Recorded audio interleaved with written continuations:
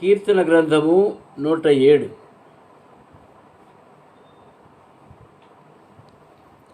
మొదటి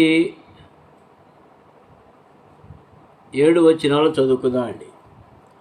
కీర్తన 107 మొదటి 7 వచనాలు. యెహోవా దయాళుడు, ఆయనకు కృతజ్ఞతాస్తుతులు చెల్లించుడి, ఆయన కృప నిత్యముండును. యెహోవా విమోచించిన వారు ఆ మాట పలుకుదురుగాక. విరోధుల చేతిలో నుండి ఆయన విమోచించిన వారును, తూర్పు నుండి, పడమటి నుండి, ఉత్తరము నుండి, దక్షిణం నుండి, నానా దేశము నుండి ఆయన పోగు చేసిన వారును ఆ మాట పలుకుదురుగాక. వారు అరణ్యమందలి ఎడారి త్రోవను తిరుగులాడుచుండిరి, నివాసపురమేది వారికి దొరకకపోయెను. ఆకలి దప్పుల చేత వారి ప్రాణము వారిలో సొమ్మసిల్లెను. వారు కష్టకాలమందు యెహోవాకు మొరపెట్టిరి, ఆయన వారి ఆపదలో నుండి వారిని విడిపించెను. వారు ఒక నివాసపురము చేరునట్లు చక్కని త్రోవను ఆయన వారిని నడిపించెను. ప్రేమగలిగిన మా తండ్రి, పరిశుద్ధుడైన మా దేవా, మరి ఒకసారి మీ సన్నిధిలో ప్రార్థించుకుంటున్నావు నాయన. ఆరాధన కొరకై మాకు ఇచ్చిన మీ లేఖన భాగాల బట్టి మీ వందనాలు. మీ లేఖన భాగాల ద్వారా మాతో మాట్లాడండి, మమ్మల్ని ఆరాధకులుగా చేయండి. మా హృదయాలు మీరు నింపండి, అవి పొర్లి పారుటకు సహాయం చేయండి. ఇంపైన సువాసన మీరు ఆగ్రహించినట్లుగా మా హృదయాల్లో నుండి ఈ ఆరాధన పొర్లి పారుటకు సహాయపడమని, నన్ను కూడా మీ సిలువు చాటును మరుగుపరచమని యేసు ప్రభు నామములో స్తుతించి ప్రార్థించి వేడుకుంటున్నాము తండ్రి, ఆమేన్. ప్రియమైనవారా, కీర్తన 107 అనేది ఆరాధన కొరకు మనం చాలాసార్లు ధ్యానించి ఉండవచ్చును. ఎందుకంటే ఈ కీర్తన అంతా మనం చదివినప్పుడు మరి 5 విధాలైనటువంటి ఆరాధన ఇందులో మనకు కనిపిస్తూ ఉంటుంది. 5 విధాల ఆరాధన అంటే 5 రకాల ప్రజలు ఆరాధించే రీతిగా ఈ కీర్తన వ్రాయబడింది. ఇది కూడా దావీదు కీర్తనే అనుకుంటున్నాను. ప్రియమైన వారా, మరి ఇందులో 5 రకాల ప్రజలు ఎవరంటే, మొదటి వారు ఏ గురి లేకుండా దారి తెలియని పరిస్థితుల్లో జీవితము అడవుల్లాంటిది, ఎడారి లాంటి జీవితంలో వాళ్ళు ఉన్నప్పుడు ప్రభు వారికి ఒక మార్గం చూపించాడనుకోండి, వారికి ఒక ఇల్లు చూపించాడనుకోండి. అటువంటి ప్రజలు, ఎడారిలో ఉన్న ప్రజలు నిరీక్షణ కలిగినప్పుడు ఆరాధించే భాగం ఇందులో ఉంది. రెండవదిగా మరి క్యాప్టివ్స్ అనగా శత్రువు చేత చుట్టుముట్టబడి, మరి క్యాప్టివ్స్ అంటే చెరగొని తీసుకొని పోబడిన వారు తిరిగి విడుదలైనప్పుడు వారి స్వదేశానికి వచ్చినప్పుడు ఆరాధించుటకు తగినటువంటి భాగము ఇందులో ఉంది. మూడవది, ఎవరైతే ఇబ్బందుల్లో ఇక్కట్లలో ఉన్నారో, ఎవరైతే మరి పైకి రాలేని పరిస్థితులు ఉంటారో, పడిపోయి ఉంటున్నారో, వారిని ప్రభువు తిరిగి లేవనెత్తినప్పుడు వారు అనుభవించిన ప్రభు ప్రేమను గురించి పాడగలిగిన కీర్తన భాగము ఇందులో ఉంది. నాలుగవదిగా, సముద్ర ప్రయాణంలో ఉన్నటువంటి వారు మరి గమ్యం తెలియకుండా చుక్కాని పనిచేసే పరిస్థితులు లేనప్పుడు, అలల చేత గాలి చేత కొట్టబడ్డప్పుడు, వారి ప్రయాణము అధోగతిలో ఉన్నప్పుడు, పడవ తలక్రిందులైపోతుందేమో అనేటువంటి పరిస్థితులు వచ్చినప్పుడు, ప్రాణాపాయ పరిస్థితుల నుండి ప్రభు వారిని కాపాడినప్పుడు వారు ఆరాధించదగిన కీర్తన భాగం ఇందులో ఉంది. ఐదవదిగా, అన్ని రకాల ప్రజలు రకరకాల మార్గాల్లో వాడు సంచరిస్తున్నప్పుడు, అంటే మనం అనుకుందాం మనం కూడా నిర్దేవులుగా ఉండి మరి ఏ దేవుడు లేనటువంటి పరిస్థితిలో ఉన్నప్పుడు, నిరీక్షణకు ఆధారం కూడా లేనటువంటిప్పుడు, మనకు మరి మన జీవిత గమ్యం ఏ విధంగా తెలియకుండా ఉంటున్నప్పుడు ప్రభు మనల్ని దర్శించి ఆయన మనకు ఇచ్చిన రక్షణ భాగ్యం బట్టి మనం స్తుతించడానికి తగినటువంటి భాగము 33వ వచనంలో ఆ భాగం రాయబడింది. ప్రియమైనవారా, ఈ దినం మనం మొదటి భాగం 4వ వచనం ధ్యానిస్తామండి. 4వ వచనం ఏముంది? వారు అరణ్యమందలి ఎడారు త్రోవను తిరుగులాడుచుండిరి, నివాసపురం ఏది వారికి దొరకకపోయెను. ఈ విషయాలు మనం ఎవరిని గురించి వ్రాయబడ్డాయో చెప్పగలం.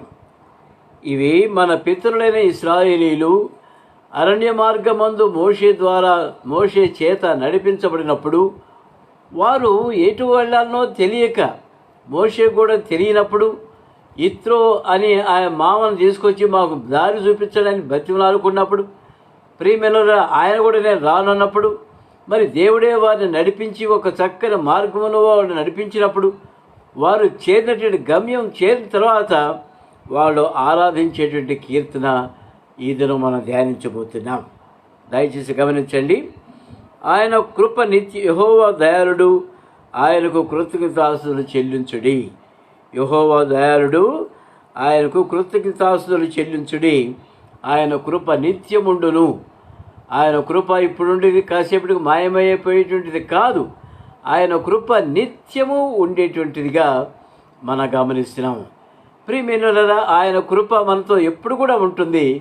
మరి మనం అడుగు వేస్తే కూడా ఆయన కృప ద్వారానే మనం అడుగు వేయగలుగుతున్నాం. ఒకవేళ మన అడుగులు జారినప్పుడు, క్రింద పడిపోయినప్పుడు కూడా తన దూతల నుంచి కాపాడుతూ భద్రపరిచి మనం లేవనెత్తేవాడుగా ఉండి తిరిగి నడిపించేవాడుకుంటున్నాడు. కనుక ఆయన కృప నిత్యము ఉండును అని కీర్తనకారులు రాస్తున్నారు. ఒక మాట చదువుకుందామండి. కీర్తన 25లో ఒక మాట చదువుకుందాం. కీర్తన 25, కీర్తన 25లో 8వ వచనం చదువుకుందామండి. కీర్తన 25:8. యెహోవా ఉత్తముడును యథార్థవంతుడునై ఉన్నాడు, కావున తన మార్గమును గూర్చి ఆయన పాపులకు ఉపదేశించును. ఏమండి? యెహోవా ఉత్తముడును యథార్థవంతుడునై ఉన్నాడు. ప్రియమైనవారా, ఈ దినాల్లో మనుషులకు యథార్థత అనేది తెలియటలా. ఆ మాటే మర్చిపోయారు. తెలుగు భాషలో యథార్థత అనే ఒక మాట ఉందన్న సంగతి కూడా మర్చిపోయి యథార్థత లేని ప్రజలుగా ఉంటున్నారు. మరి మన ప్రభు అయితే, మన దేవుడైతే యథార్థవంతుడై ఉంటున్నాడు. మొట్టమొదట ఏ ప్రేమ చేత నిన్ను కనికరించి కాపాడి రక్షించినాడో అదే ప్రేమ చేత చివరి వరకు మనల్ని కాపాడేవాడుకుంటున్నాడు. యథార్థమైన ప్రేమతో మనల్ని ప్రేమించేవాడుకుంటున్నాడు. ఆయన ప్రేమలో తేడా లేదు. ఆ మొదటి దినాల్లో మనల్ని ఏ విధంగా ప్రేమించినాడో చివరిలో వృద్ధాప్యంలోకి వచ్చిన తర్వాత కూడా ఆయన మనల్ని ప్రేమించేవాడుగానే ఉంటున్నాడు. ఆయన ప్రేమ ఎంత యథార్థమైందంటే, ముదిమి వచ్చు వరకు నిన్ను ఎత్తుకుని వాడును నేనే అని సెలవిచ్చాడు దేవుడు. ప్రియమైన వల్లరా, ఎవరన్నా ముదిమి వచ్చే వరకు ఎత్తుకుంటారా? ఏ తల్లిదండ్రులైనా చిన్న బిడ్డప్పుడు ఎత్తుకుంటారు, కానీ నన్ను ఎవరైనా ఎత్తుకోమంటే అది అయ్యే పనేనా అండి? ప్రియమైన మన దేవుడు, మన ప్రభు కృపగల దేవుడు, జీవము గల దేవుడు, ప్రేమ గల దేవుడు, మార్పు లేని దేవుడు, యథార్థమైన దేవుడు. ఆయన ముదిమి వచ్చు వరకు మనల్ని ఎత్తుకునేవాడు ఆయనే. అందును బట్టి మనం మన ప్రభువుకు వందనాలు చెల్లించుకుంటున్నాము. ఇంకో మాట చూద్దామండి. రోమీయులకు రాసిన పత్రిక 2వ అధ్యాయము, రోమీయులకు రాసిన పత్రిక 2వ అధ్యాయము 24వ వచనం చదువుకుందామండి. 4వ వచనం చదువుకుందాం. రోమా 2:4వ వచనం చదువుకుందామండి. దేవుని అనుగ్రహము మారు మనసు పొందుటకు నిన్ను ప్రేరేపించుచున్నదని ఎరుగక, అక్కడ కాపుదాం. దేవుని అనుగ్రహము మారు మనసు పొందుటకు నిన్ను ప్రేరేపించుచున్నదని ఎరుగక మనం ఆయన అనుగ్రహించు ఐశ్వర్యమును, సహనమును, దీర్ఘశాంతమును తృణీకించేవారనుకుంటున్నాం. ప్రియమైన వల్లరా, ఈ మాట గమనించండి. దేవుని అనుగ్రహం మారు మనసు పొందుటకు నిన్ను ప్రేరేపిస్తున్నదని మనం ఒకప్పుడు ఎరగలేదు. దేవుడు మన ప్రేరేపిస్తున్న సంగతి ఎరగల. అయ్యా బిడ్డ, నువ్వు మారు మనసు పొందాలి, ఆ దారి కాదు ఈ దారిలో నడు, అటు పోతే తాగుబోతులు వ్యభిచారులు ఉంటారు, ఇటు నడు దేవుని మార్గంలో జీవ మార్గంలో నడు అని ప్రభు మనల్ని నడిపించేటప్పుడు అది మనం ఎరగని పరిస్థితిలో ఉంటున్నాము. ఆయన అనుగ్రహ ఐశ్వర్యమును, సహనమును, దీర్ఘశాంతమును తృణీకరించే వాళ్ళంగా మనం ఉన్నాం. ఒకప్పుడు నీ ప్రేమ నాకొద్దు పో అనేవాళ్ళంగా ఉన్నాం. ఆయన అనుగ్రహ ఐశ్వర్యం, మారు మనసు తృణీకరించిన వారంగా మనం ఉన్నాం.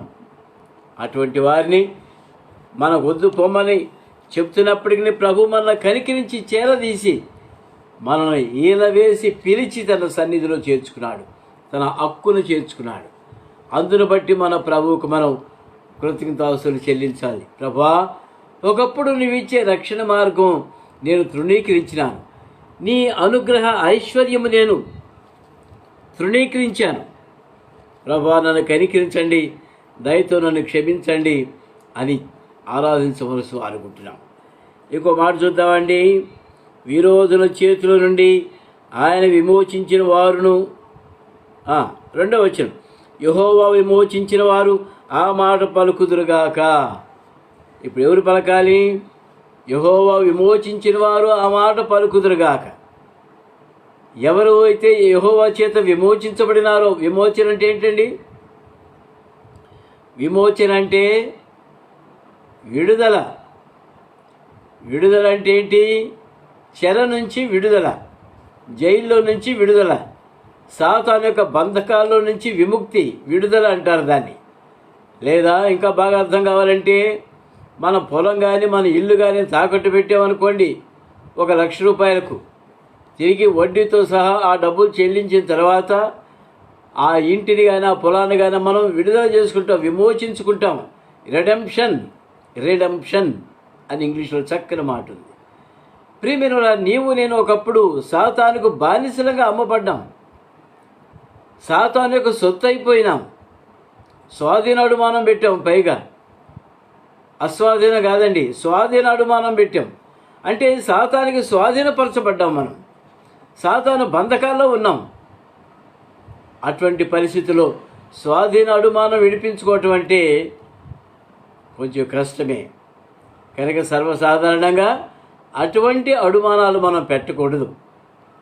ప్రియమైన సాతానుకు ముఖ్యంగా ఎప్పుడు కూడా మనం దాసులం కాకూడదు, బానిసలం కాకూడదు. సాతానుకు బానిస అవ్వటం అంటే ఏంటి? సాతాను చూపించే ప్రతి విధమైనటువంటి పరిస్థితికి మనం లోబడిపోయి బానిసలం అయిపోతాం. బానిస అంటే ఏంటండి? వాడు ఏం చెప్తే మనం అది చేయాలా. పేడకళ్ళు ఎత్తరా అంటే మనం ఎత్తాలా. ఇంకేదైనా చేయమని కూడా మనం చేయాల్సిందే. తాటి చెట్టు ఎక్కరా, కలుకుండా దించరా అంటే దించాల్సిందే. అయ్యా నాకు ఎక్కడం చేత కాదు సార్, నువ్వు నేర్చుకోవాల్సిందే, ఎక్కాల్సిందే, దించాల్సిందే. సాతాను ఎట్ట చెప్తే అట్ట మనం చేయాల్సింది చేస్తూ ఉండేటట్టు వారు. ప్రియమైన మనం స్వభావ సిద్ధంగా దైవోగ్రతకు పాత్రులమైనటువంటి వాళ్ళం. దేవుని యొక్క ఉగ్రత మనపైన నిలిచి ఉంటుండగా అటువంటి పరిస్థితుల నుంచి ప్రభు మనల్ని విమోచించినాడు, విడుదల చేశాడు. ప్రభు దగ్గర స్వతంత్రంగా చేశాడు. ఒకప్పుడు స్వతంత్రం లేనటువంటి వారంగా ఉన్నాం. వాడు చెప్పిన ప్రకారం మనం నడుచుకునే వాళ్ళగా ఉన్నాం. ఇప్పుడైతే వాడు బంధకాల నుంచి విడిపించాడు. ఎట్లా విడిపించాడండి? డబ్బు ఏమైనా పే చేశాడా మన ప్రభు? ప్రియమైన వాళ్ళరా, మన ప్రభు అమూల్యమైనటువంటి ధనము మన కొరకై చెల్లించాడు. ఈ ధనము నా కొరకే. పాట పాడితే సరికాదండి, ఆ పాటలో భావం కూడా మనం గ్రహించాలి. ఈ ధనము నా కొరకే. ఏంటి ఆ ధనము? యేసుక్రీస్తు ప్రభువారి యొక్క విలువైనటువంటి రక్తము నీ కొరకై నా కొరకై ప్రోక్షించబడింది. యేసుక్రీస్తు ప్రభువారి యొక్క అమూల్యమైన రక్తము చిందించబడి ఆఖరి రక్త బొట్టు వరకు కాల్చుతూనే ఉండి నిన్ను ప్రేమిస్తున్న నన్ను ప్రేమిస్తూ ఉన్నాడు. అది విమోచన అంటే. ఎవరైతే ఆ రక్తంలో కడగబడ్డారో, ఎవరైతే ఆ రక్త ప్రోక్ష కింద ఉంటున్నారో వాళ్ళు పరిశుద్ధులుగా చేయబడి సాతాను యొక్క బంధకాల నుంచి విడిపించబడి క్రీస్తుకు దాసులమైపోయినాం మనం. అది విడుదల, విమోచన అంటే. గ్రహించినామా? ఎట్లా విడిపించబడ్డాం మనం? ఊరికే వచ్చేసామా? లేదా మన బంధువులు ఏదైనా లాక్కొని వచ్చారా చేయబట్టుకొని? లేదా మనంతటా మనమే బలం పొంది తిరిగి వచ్చామా సాతాను దగ్గర? లేదండి. అది వాడు రానివ్వడు మనల్ని. వాడు ప్రిస్టేజ్ కలిగిన వాడు. ఎన్నిసార్లు చీ అన్నా కూడా వాడు వదిలిపెట్టడు. ప్రియమైన ఆ విధంగా సాతాను యొక్క బంధకము నుంచి ప్రభు మనల్ని విడిపించి విమోచించాడు. ఎంత గొప్ప దేవుడండి. ఇంకో మాట చూద్దామండి. కీర్తన గ్రంథము 49 ఒక మాట చదువుకుందాం. కీర్తన 49. వారి ప్రాణ విమోచన ధనము బహు గొప్పది. కీర్తన 49:7 వచ్చినవన్నీ అందరం కలిసి చదువుకుందాం. ఎవడును ఏ విధము చేతనైనను తన సహోదరుని విమోచింపలేడు. వాడు కుళ్ళు చూడక నిత్యము బ్రతుకున్నట్లు వారి నిమిత్తము దేవుని సన్నిధిని ప్రాయశ్చిత్తము చేయగలవాడు ఎవడునూ లేడు. వారి ప్రాణ విమోచన ధనము బహు గొప్పది, అది ఎన్నటికి తీరక అట్లుండవలసినదే. ప్రియమైన వలరా, మనం సాతాను యొక్క బంధకాలు ఉన్నప్పుడు ఏ విధము చేత కూడా ఎవడు కూడా తన సహోదరుని విమోచించలేడు. అది అయ్యే పని కాదు. వాడు అంతేకాకుండా విమోచించడే కాకుండా వాడు కుళ్ళు చూడక నిత్యము బ్రతుకున్నట్లు. ఇది ఎంత గొప్ప లోతైన మర్మాలు ఉన్నాయో చూడండి. మనం కుళ్ళు చూడక నిత్యము బ్రతుకున్నట్లు అంటే మరణించమా మనం? వాడు కుళ్ళు చూడక నిత్యము బ్రతుకున్నట్లు వారిని సన్నిధిని ప్రాయశ్చిత్తం చేయగలవాడు ఎవడునూ లేడు. ప్రియమైన వలన ఇది ఎట్లా సాధ్యమంటే, మన ప్రభు రెండోసారి రానట్టినప్పుడు ఒకవేళ ఈ దినం వచ్చాడు అనుకోండి, ఇక మన పైన మరణానికి అధికారమే లేదు. No more death. ఇక మనకు మరణమే లేదు. మన ప్రభు వచ్చినప్పుడు మనం మార్చబడిన దేహములతో ఆయనతో కలిసి మేఘముల పైన ఆయనతో కలిసి ప్రయాణం చేస్తాం. ఎంత గొప్ప ధన్యతండి ఇది. వాడు కుళ్ళు చూడక. ప్రియమైన ఇప్పుడు మరణించినట్లయితే సమాధి చేయబడతాము.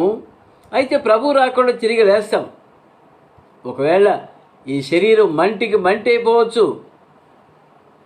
అయితే ఆత్మ దాన్ని దయచేసిన దేవుని దగ్గరికి వెడుతుంది. ఈ శరీరం ఎప్పటికైనా పోయేది. ఆత్మ అయితే దేవుని సొత్తు. అది దేవుని దగ్గరికి వెళుతుంది.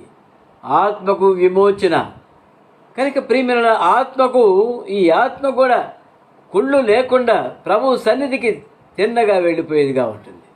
క్రీస్తునందు నిద్రించిన వారు మొదట లేతురు, ఆ మీద సజీవులమైండు మనము ఏకముగా ప్రభుతో కొనిపోబడదు. ప్రియమైన ఎంత గొప్ప ధన్యత అండి ఇది. కనుక మనకు ప్రభు మనకిచ్చిన ఆ విమోచన అనేది ఎంత విలువైంది, ఎంత గొప్పది అంటే అది ఎన్నక తీరక అట్లుండవలసినదే. వాని నిమిత్తము దేవుని సన్నిధిని ప్రాయశ్చిత్తము చేయగలవాడు ఎవడనూ లేడు. ఏమండి, దేవుని సన్నిధిలో ప్రాయశ్చిత్తము చేయటువంటి ఏంటి? ఒకవేళ ఈ మాట మీకు క్రొత్తగా ఉండదు. విమోచన అనే మాట విన్నారు. ప్రాయశ్చిత్తం అంటే అది పస్కా పండుగను గురించి మనం ధ్యానించినప్పుడు మరి డీటెయిల్డ్గా ధ్యానిస్తాం. ప్రాయశ్చిత్తము అంటే పాత నిబంధన కాలములో ప్రజల కొరకు ప్రధాన యాజకుడు తనది కాని రక్తము తీసుకుని వెళ్ళి దేవుని సన్నిధిలో అర్పించేవాడు. ఆ విధంగా ప్రజలకు ప్రాయశ్చిత్తము కలిగించేవాడు. మరి ఈ దినాల్లో అటువంటి రక్తము కాదు, తన సొంత రక్తముతో యేసుప్రభువారు తండ్రి సన్నిధిలో మనకు ప్రాయశ్చిత్తం చేసినవాడున్నాడు. యేసుప్రభువారు పునరుద్ధానుడైన వెంటనే తిరిగి లేచిన తర్వాత మగ్దలేనే మరే కనిపించాడు. ఆయన ప్రభువా బోధకుడా అని పాదములు పట్టుకోక ముందే మరియా నన్ను ముట్టుకోవద్దని తండ్రి సన్నిధికి ఎక్కిపోలేదు అన్నాడు. ఏంటి దాని అర్థం? ప్రధాన యాజకుడిగా ఉన్నటువంటి మన ప్రభు మన పక్షాన తండ్రి దగ్గర ప్రాయశ్చిత్తం చేయాల్సిన డ్యూటీ ఒకటి ఉంది ఆయనకి. ఎందుకంటే ఆయన ప్రధాన యాజకుడు సుమా. నీ పక్షాన, నా పక్షాన, లోకంలో ప్రజలందరి పక్షాన ప్రాయశ్చిత్తం చేయవలసిన డ్యూటీ ఒకటి ఉంది. కాబట్టి నేను తండ్రి ఎద్దుకి ఎక్కిపోలేదు, వచ్చిన తర్వాత కలుసుకుంటానని చెప్పాడు. ప్రియమైన మన ప్రభు మన కొరకై ప్రాయశ్చిత్తం చేసి ఆయన తిరిగి వచ్చాడు. అనేకులు కనిపించాడు. కనుక వారి నిమిత్తము దేవుని సన్నిధిని ప్రాయశ్చిత్తం చేయగలవాడు ఎవడూ లేడు.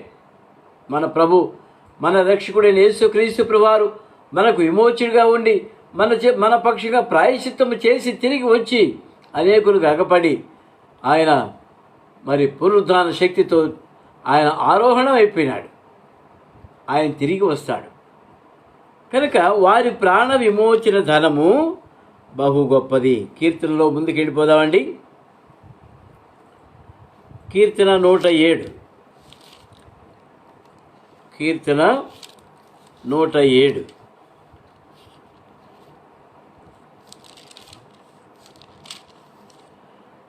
విరోధుల చేతుల నుండి ఆయన విమోచించిన వారును, తూర్పు నుండి పడమటి నుండి ఉత్తరం నుండి దక్షిణం నుండి నానా దేశం నుండి ఆయన పోగు చేయవారును ఆ మాట పలుకుదురుగాక. ఏ మాట పలుకుదురుగాక? ఏ మాట అండి? యెహోవా దయాళుడు, ఆయనకు కృతజ్ఞతాస్తులు చెల్లించుడి, ఆయన కృప నిత్యముండును అనేటువంటి మాట ఎవరు పలుకుతారు? నానా దేశం నుండి ఆయన సమకూర్చినటువంటి వారు. నానా దేశములంటే ఒక మాట చదువుకుందాం. యెషయా గ్రంథము 43వ అధ్యాయం. యెషయా గ్రంథము 43. నానా దేశము నుండి ఆయన ప్రజలను పోగు చేస్తున్నాడు. ఆయన ఒక మహాసంఘముగా నిర్మించబోతున్నాడు. ఆ సంఘములో నిన్ను నన్ను ప్రభు ఉంచుతున్నాడు. నానా దేశం నుండి మనం ఎరిగిన మార్గంలో నుండి కూడా ఆయన మనల్ని సమకూర్చే దేవుడిగా ఉంటున్నాడు. గమనించండి. యెషయా గ్రంథము 43వ అధ్యాయము 5-7 వచనాలు చదువుకుందామండి. యెషయా గ్రంథము. భయపడకుము, నేను నీకు తోడై ఉన్నాను. తూర్పు నుండి నీ సంతానమును తెప్పించెదను, పడమటి నుండి నిన్ను సమకూర్చి రప్పించెదను. అప్పగింపుమని ఉత్తర దిక్కునకు ఆజ్ఞ ఇచ్చెదను, బిగబట్ట వద్దని దక్షిణ దిక్కునకు ఆజ్ఞ ఇచ్చెదను. దూరం నుండి నా కుమారులను, భూ దిగంతము నుండి నా కుమార్తెలను తెప్పించెదను. నా మహిమ నిమిత్తము నేను సృజించిన వారిని, నా నామము పెట్టబడిన వారినందరినీ తెప్పించుము. నేనే వారిని కలుగ చేసి తిని, వారిని పుట్టించిన వాడును కూడా నేనే. కనుక ప్రియమైన నానా దేశం నుండి సమకూర్చున్నాడు.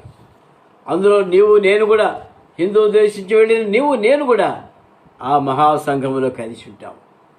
కనుక ఆయన ఏమంటున్నాడు? నా మహిమ నిమిత్తము నేను ఏర్పరచుకున్న, నేను సృజించిన వారు, నా మహిమ నిమిత్తము నేను సృజించిన వారు, నా నామము పెట్టబడిన వారందరినీ తెప్పించుము.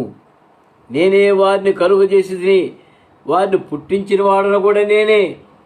ప్రేమలరా, మన ప్రభు అయిన దేవుడు మన కొరకై ఆయన సమకూర్చే దేవుడుగా ఉంటున్నాడు. నానా దిక్కులను సమకూర్చేవాడుగా ఉంటున్నాడు. ఇంకో మాట చూసుకుందామండి. కీర్తన గ్రంథము 106. కీర్తన 106 47వ వచనం చదువుకుందామండి. కీర్తన 106:47. యెహోవా మా దేవా, మమ్ము రక్షించుము. మేము నీ పరిశుద్ధ నామమునకు కృతజ్ఞతాస్తులు చెల్లించినట్లును, నిన్ను స్తుతించుచు మేము అతిశయించినట్లును అన్యజనులలో నుండి మమ్మను పోగు చేయము. ఎక్కడి నుండి అండి? అన్యజనులలో నుండి మమ్మను పోగు చేయము అంటున్నాడు. మనం ఎవరు అండి? అన్యజనులలో ఉన్నటువంటి వారం. ఇశ్రాయేలుతో సహపౌరత్వం మనకు లేదు. అయినప్పటికీ, అన్యజనులు అయినప్పటికీ ఆయన కృప మహదైశ్వర్యం మనలో కుమ్మరించడం ద్వారా మనము కూడా ఆయన ప్రజలుగా చేరి అన్యజనులలో ఉండి మనల్ని కూడా రప్పించి తన ప్రజలతో ఒకే సంఘముగా చేసి ఆయనను ఆరాధించే ప్రజలుగా చేసినాడు. కనుక ప్రియమైన వాళ్ళరా, ఈ మాట అందరం పలకవలసిన వారు గుంటున్నాం. 4వ వచనం చూద్దామండి. వారు అరణ్యమందలి ఎడారి త్రోవలను తిరుగులాడుచుండిరి, నివాసపురం ఏది వారికి దొరకకపోయెను. ఏమండి? నివాసపురం ఏది వారికి దొరకకపోయెను. ఒక మాట చదువుకుందాము. నెహెమ్యా గ్రంథము 9వ అధ్యాయంలో ఒక మాట చదువుకుందాం. నెహెమ్యా గ్రంథం 9వ అధ్యాయం.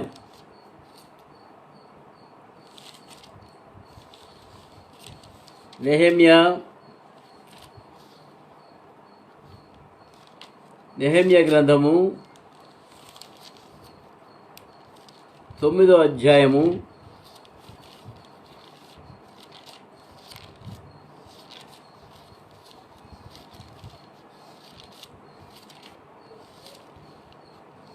ఎజ్రా తర్వాత నెహెమ్యా 9వ అధ్యాయము 19వ వచనం చదువుకుందామండి. 9వ అధ్యాయము 19వ వచనం చదువుకుందాం. 19 లేదనుకుంటేనే నెహెమ్యా గ్రంథం ఎజ్రా, నెహెమ్యా గ్రంథము 9వ అధ్యాయము 19వ వచనం చదువుకుందామండి. వారు ఎడారిలో ఉండగా నీవు బహు విస్తారమైన కృప కలిగిన వాడవై వారిని విసర్జింపలేదు. మార్గము గుండా వారిని తోడుకొని పోవుటకు పగలు మేఘస్తంభమును, దారిలో వెలుగుచుటకు రాత్రి అగ్నిస్తంభమును వారి పైనుండి వెళ్ళిపోనీయక వారికి బోధించుటకు నీ ఉపకార ఆత్మను దయచేసితివి. నీవిచ్చిన మన్నాను ఇయ్యక మానలేదు. వారి దాహమునకు ఉదకమిచ్చితివి. నిజముగా అరణ్యములు ఏమీ తక్కువ కాకుండా 40 సంవత్సరములు వారిని పోషించితివి. వారి వస్త్రములు పాతకలి పోలేదు, వారి కాళ్లకు వాపు రాలేదు. ప్రియమైన వాళ్ళరా, దేవుడు తన ప్రజలను వారికి ఒక మంచి మార్గం చూపించాలని, సరైనటువంటి పట్టణానికి వాళ్ళు చేరాలని వాళ్లకు అనేకమైన అనుభవాల ద్వారా ప్రభు నడిపించాడు. అరణ్య ప్రదేశంలో భీకర ధ్వని గల పాడైన ఎడారుడు యాకోబు నడిపించాడు. యాకోబును దర్శించాడు. మరి ఉన్నతమైన స్థలాలకి యాకోబుని ఎక్కించాడు. ప్రియమైన వాళ్ళరా, మన పితరులైన ఇశ్రాయేలీయులు అరణ్య మార్గంలో 40 సంవత్సరాలు నడిచి చివరికి వాళ్ళు ఎక్కడికి వెళ్ళారండి? పరమ కానాను ప్రదేశానికి వెళ్ళిపోయారు. దేవుడు వాగ్దానం చేసిన దేశానికి వాళ్ళు వెళ్ళిపోయారు. వాళ్ళు 40 సంవత్సరాలు నడిచినప్పటికీ వాళ్ళకి దాహం ఇస్తూనే ఉన్నాడు. బండను చీల్చి నీళ్ళు ఇచ్చాడు. మరి దేవదూతలు తినే మన్నా అనే ఆహారం వాళ్ళకి ఇచ్చాడు.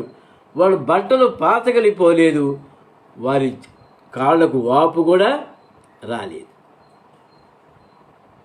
మంచు పడుతుంటే వాకింగ్ మానేస్తాం మనం. వాళ్ళకి ఎన్ని నెలలు మంచు పడిందో. మంచులో నడిచారు, అగ్ని స్తంభం తోడుగా ఉంది. ఎండలో నడిచారు, మేఘస్తంభం తోడుగా ఉంది. ప్రియమైన దేవుడు తన ప్రజలను వారిని ఆ విధంగా నడిపించేవాడుకుంటున్నాడు. విస్తారమైన కృపను వారి పట్ల చూపి చివరికి ఎక్కడికి నడిపించాడండి? వారు ఒక నివాసపురం చేరినట్లు చక్కని త్రోవను ఆయన వారిని నడిపించారు. ఎక్కడ నడిపించాడండి?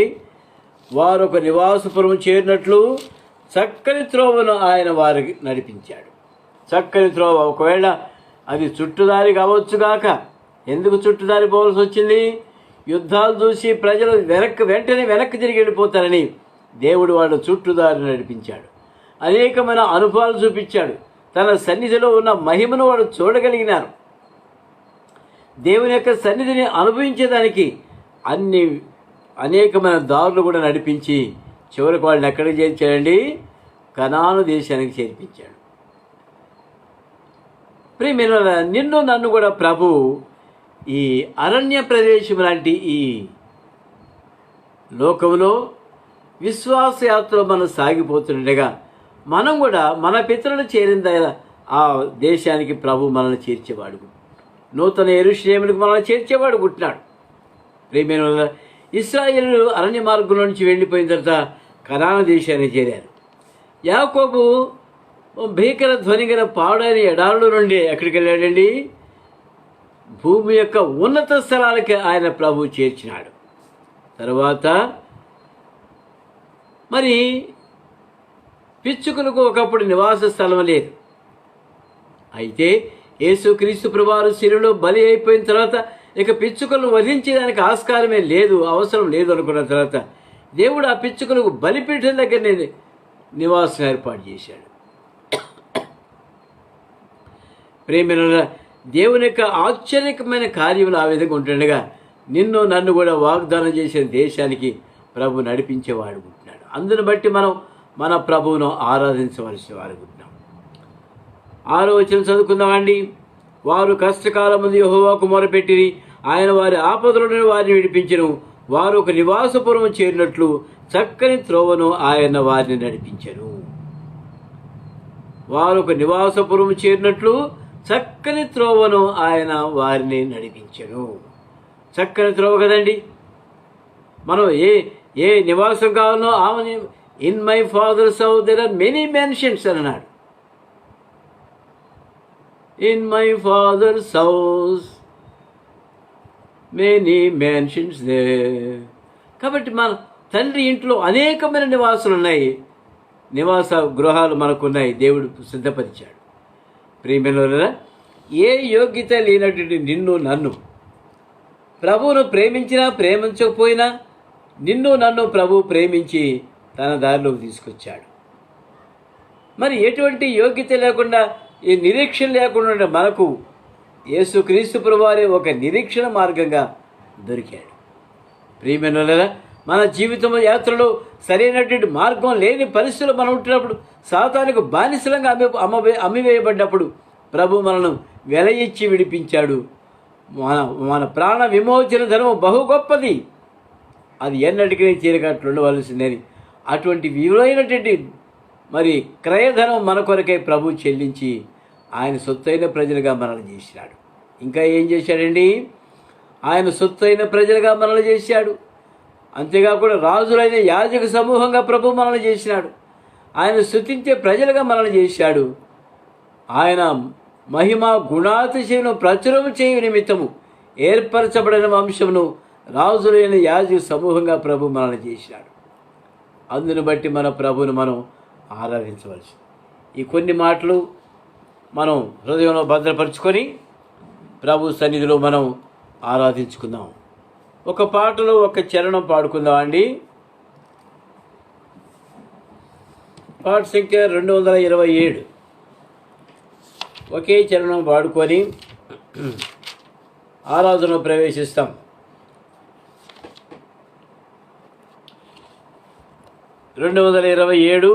పాత పుస్తకాలు 805. యేసు నామం మనోహరం ఎంతో అతి మధురం, పరమునందైనా ఇహమునందైనా వేరే నామమే లేదు. పరమునందైనా ఇహమునందైనా వేరే నామమే లేదు. అమూల్య ప్రాణమిచెన్ పాపులను రక్షించుటకై దాసుని రూపముంది ఇహమున దిగి వచ్చెను. కీర్తింతును నీ నామం, ఘనపరతును నీ నామం, కీర్తింతును నీ నామం, ఘనపరతును నీ నామం. ఓ మా ప్రభువారమ్ము ఈవులతో మమ్మునాశీర్వదింప. ఓ మా ప్రభువారమ్ము ఈవులతో మమ్మునాశీర్వదింప. యేసు నామం మనోహరం ఎంతో అతి మధురం, పరమునందైనా ఇహమునందైనా వేరే నామమే లేదు. పరమునందైనా ఇహమునందైనా వేరే మార్గమే లేదు. ఆరాధనలో ప్రవేశిస్తామండి.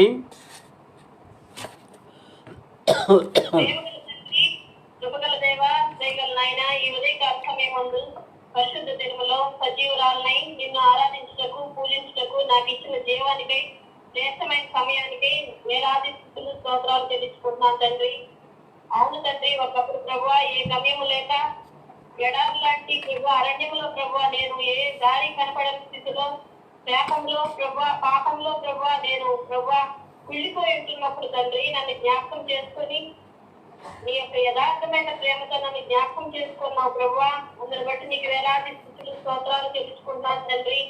అంతేకాకుండా ప్రభువా దైవం బ్రతుకు నేను పాపులారులై ప్రభువా సాతాను బంధకాల్లో ప్రభువా నేను చిక్కుబడిపోయి ఉన్నప్పుడు ప్రభువా, నేను విడుదల లేని పరిస్థితుల్లో ఉన్నప్పుడు ప్రభువా నీ యొక్క మహాప్రేమతో నీ యొక్క కృపతో ప్రభా ఉత్తముడివై యథార్థవంతుడివై ప్రభా నన్ను కాపాడి ప్రభా ఈ యొక్క శాపం నుంచి నన్ను విడుదల చేసి విమోచించిన నీ యొక్క కృపకై నీకు వేలాది స్తుతులు స్తోత్రాలు చెల్లించుకుంటున్నా తండ్రి. అంతేకాదు నాయన ప్రభా ప్రధాని యాజకుడిపై నా పక్షముగా తండ్రి దగ్గర ప్రాయశ్చిత్తము చేసి తిరిగి వచ్చి నా కొరకు నానా దిక్కుల నుండి సమకూర్చిన వాడవైనందుకు నీకు వందనాలు స్తుతులు స్తోత్రాలు చెల్లించుకుంటున్నాను తండ్రి. విస్తారమైన కృపను చూపించి నాకు ఒక చక్కని వివాహకులను ఏర్పాటు చేసినందుకే నీకు వందనాలు చెల్లించుకుంటున్నాను తండ్రి. నన్ను కానాను ప్రభా దేశానికి నడిపించి ప్రభా కష్టకాలకు అప్పుడు నేను నీకు మొరపెట్టినప్పుడు తండ్రి నన్ను ఒక తృప్తికరమైన ప్రదేశంలో చక్కని నివాస స్థలం నా కొరకు ఏర్పాటు చేసినందుకే నీకు వందనాలు స్తుతులు స్తోత్రాలు చెల్లించుకుంటున్నాను తండ్రి.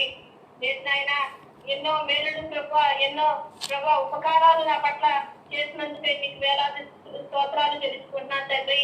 ఏ విధమైన నాయన ఎవరు కూడా నన్ను విమోచించలేని పరిస్థితుల్లో నేను ఏ పుళ్ళు చూడకుండా నిత్యము బ్రతుకున్నట్లు నా ఆత్మను నీతో కొనిపోతుందనే నిరీక్షణ నిజంగా ఎంతో గొప్ప నిరీక్షణ నువ్వు నాకు ఏర్పరిచినావు నాయన. నీకు వందనాలు తెలుసుకున్నాను తండ్రి. నాయన తండ్రి రాజులైన యాజక సమూహంలో నన్ను కూడా నేను కూడా ఉంటాననే నిరీక్షణ నాకు ఇచ్చినందుకే నీకు వందనాలు స్తుతులు స్తోత్రాలు తెలుసుకుంటున్నాను తండ్రి. ఎవరు ఇంతగా నన్ను ప్రేమించలేదు తండ్రి. నాయన నీ యొక్క ప్రేమకై ఏం అర్పించగలం తండ్రి. విరిగిన హృదయంతో ఈయన స్తుతి ఆరాధన యేసుక్రీస్తు వారి అతి పరిశుద్ధమైన ఘనమైన నామానికి అర్పించి ఆరాధించుకున్నాం తండ్రి. ఆమేన్. ఆయన ఈ కాల సమయంలో ఆయన పాటని ప్రేమించి అతన్ని మీ బిడ్డలతో కూడా కలిసి మిమ్మల్ని ఆరాధించుకొని మిమ్మల్ని గణపరచుకోవడానికి ఇచ్చిన కృపను బట్టి మీ స్తోత్రాలు. ఎవరికి లేని ఈ ధన్యత నాకు ఇచ్చినందుకు మీ స్తోత్రాలు. నా దేవా ముఖ్యమంత్రి వరకు నేను ఎత్తుకుని ముద్దులాడేవాడికి నువ్వే ప్రభు. ఈ జన్మ నాయన మీరు నా తండ్రి నాకు నాయన నీకు ద్వారా నాయన వాక్యంలో చక్కగా అసమయ జ్ఞానాన్ని దయచేసినందుకు మీ స్తోత్రాలు. నాయన ముదిమొచ్చు వరకు మీరే నన్ను ఎత్తుకున్న వాడు ప్రభు. ఇచ్చిన వాగ్దానాన్ని బట్టి మీకు స్తోత్రాలు. నా ప్రభు ప్రాంతాలు నేలలో ఆయన నేను సంచరించినప్పుడు ఏ దిక్కు లేనప్పుడు నా దేవా మీరే నాకు దిక్కుగా ఉండి నన్ను పట్టుకొని నన్ను రక్షించుకొని చక్కటి మార్గంలో నన్ను నడిపించిన మా గొప్పనే వారు మీకు స్తోత్రాలు. నాయన ఎందుకు పనికి మాది నా జీవితాన్ని నాయన మీరే నన్ను తెరవబెట్టి నా తండ్రి మీ బిడ్డగా స్వీకరించుకున్న విధానాన్ని బట్టి మీ స్తోత్రాలు.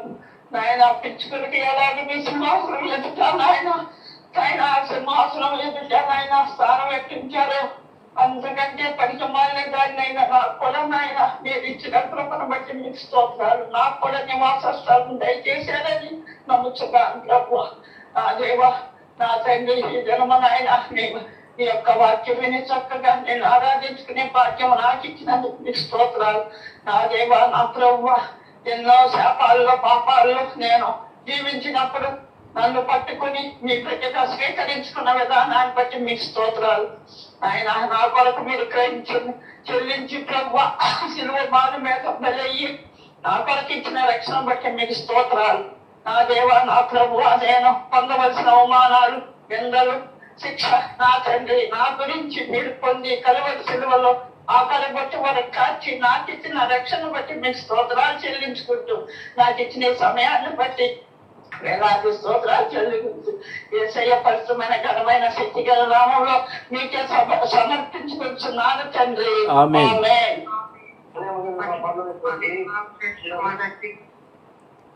1 by 1 please. పరిశుద్ధమైన మా దేవా ప్రేమ గల మా తండ్రి నీ బంగారు పాదాలు స్తుతులు స్తోత్రాలు చెల్లించుకుంటున్నాము నాయన. ప్రభా ఈ పరిశుద్ధ దినమందు ప్రభా నీ పేరుతో కూడా చేరి నేను కూడా స్థితిలో ఆరాధించుకున్నాను. నాకు ఇచ్చినటువంటి ప్రస్తుత సమయాన్ని బట్టి నీకు స్తోత్రాలు చెల్లించుకుంటున్నాము నా తండ్రి. ప్రభా ఈ రోజు మాకు తెచ్చినటువంటి లేఖన భాగాన్ని బట్టి నీకు వందనాలు చెల్లించుకుంటున్నాము నాయన.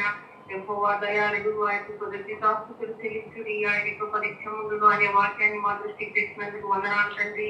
ప్రభా ఏ విధంగా ఇశ్రాయేలీయులు తండ్రి అరణ్య ప్రదేశంలో ప్రభా వాళ్ళకి దారి తెలియక తండ్రి వారు తండ్రి సొమ్మ చెల్లినప్పుడు ప్రభా నీవైతే నాయన వాళ్ళ 40 సంవత్సరాలు నడిపించి ఆయన వాళ్ళ వస్త్రాలు కూడా పాతగిల్లకుండా తండ్రి, వాళ్ళకి ఇచ్చినటువంటి పరమకళాలను బట్టి నీకు స్తుతులు స్తోత్రాలు చెల్లిస్తున్నాం నా తండ్రి. ప్రభా నేను కూడా తండ్రి శత్రువుల చేత తండ్రి ముట్టబడి తండ్రి చెరకొనబడి సాతాను బంధకాల్లో నేను ఉన్నప్పుడు ప్రభా నన్ను విడిపించి విమోచించిన విధానాన్ని బట్టి నీకు స్తుతులు స్తోత్రాలు చెల్లించుకుంటున్నాం నాయన. ప్రభా నేను కూడా తండ్రి నిర్జీవురాలుగా తండ్రి నిరీక్షణగా ఆధారం లేని దానిగా ఉన్నప్పుడు ప్రభా నాకు ఇచ్చినటువంటి రక్షణ వాక్యాన్ని బట్టి నీకు స్తుతులు స్తోత్రాలు చెల్లించుకుంటున్నాం నా తండ్రి. ప్రభా ఇశ్రాయేలీయులతో పౌరత్వం లేకున్నాను ప్రభా నేను అన్ని జనుల్లో ఉన్నప్పటికీ తండ్రి నలువెప్పుల నుండి నీకు సమకూర్చిన విధానాన్ని బట్టి నీకు స్తుతులు స్తోత్రాలు చెల్లించుకుంటున్నాం నా తండ్రి. ప్రభా ఉత్తమైన దేవా నీకు వందనాలు తండ్రి. యథార్థవంతుడైన దేవా నీకు స్తుతులు స్తోత్రాలు చెల్లించుకుంటున్నాం నాయన. ప్రభా ముదిమి వచ్చే వరకు నేను నిన్ను ఎత్తుకుంటాను అని సెలవిచ్చిన విధానాన్ని బట్టి నీకు స్తుతులు స్తోత్రాలు చెల్లించుకుంటున్నాం తండ్రి. ప్రభా నీ యొక్క అనుగ్రహం తండ్రి మాను మనసు పొందుకు తండ్రి నీకు ప్రేరేపించుతున్నదని తండ్రి ఎరుగక నేను ఉన్నప్పుడు ప్రభా యేసయ్య నన్ను కరుణించి నన్ను చేరతీసిన విధానాన్ని బట్టి నీకు స్తుతులు స్తోత్రాలు చెల్లించుకుంటున్నాం నాయన.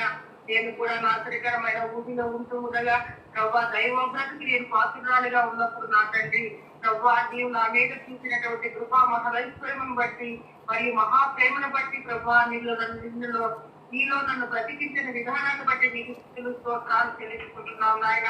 అంతేకాదు నా తండ్రి భయపడుకును నేను నీకు తోడై ఉంటాను అని చెప్పి తండ్రి నన్ను నాకు ఇచ్చినటువంటి వాగ్దానాన్ని బట్టి నీకు స్తుతులు స్తోత్రాలు చెల్లించుకుంటున్నావు నాయన. ప్రభా నీవు ప్రధాన యాజకుడు తండ్రి నా కొరకు తండ్రి నీవు మొరపెట్టే దేవుడుగా ఉన్నందుకు నీకు స్తుతులు స్తోత్రాలు చెల్లించుకుంటున్నావు నా తండ్రి. అంతేకాదు ప్రభా జగత్తు పునాది వేగపడుతూ నన్ను ఏర్పరచుకుని రాజులైన యాజక సమూహంలో నన్ను కూడా ఒకటిగా చేర్చుకున్నందుకు నేనేమి ఇవ్వలేదు కానీ ప్రభా నా స్తుతి ఆరాధన నీ పాదాలతో సమర్పించుకుంటున్నాను తండ్రి. ఆమేన్.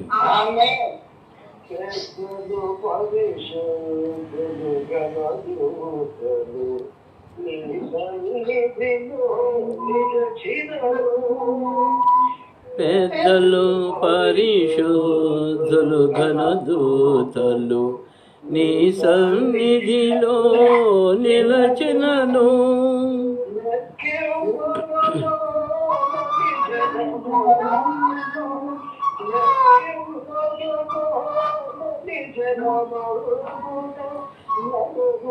చింతువు నా ప్రియ ప్రభువా నన్ను గుర్తింతువు నా ప్రియ ప్రభువా. ఆరాధించేదా అది పొగడేదా నిరతము నిన్ను స్తుతించెదను. ఆరాధించేదా నిన్ను మరి పొగడేదా నిరతము నిన్ను స్తుతించెదను.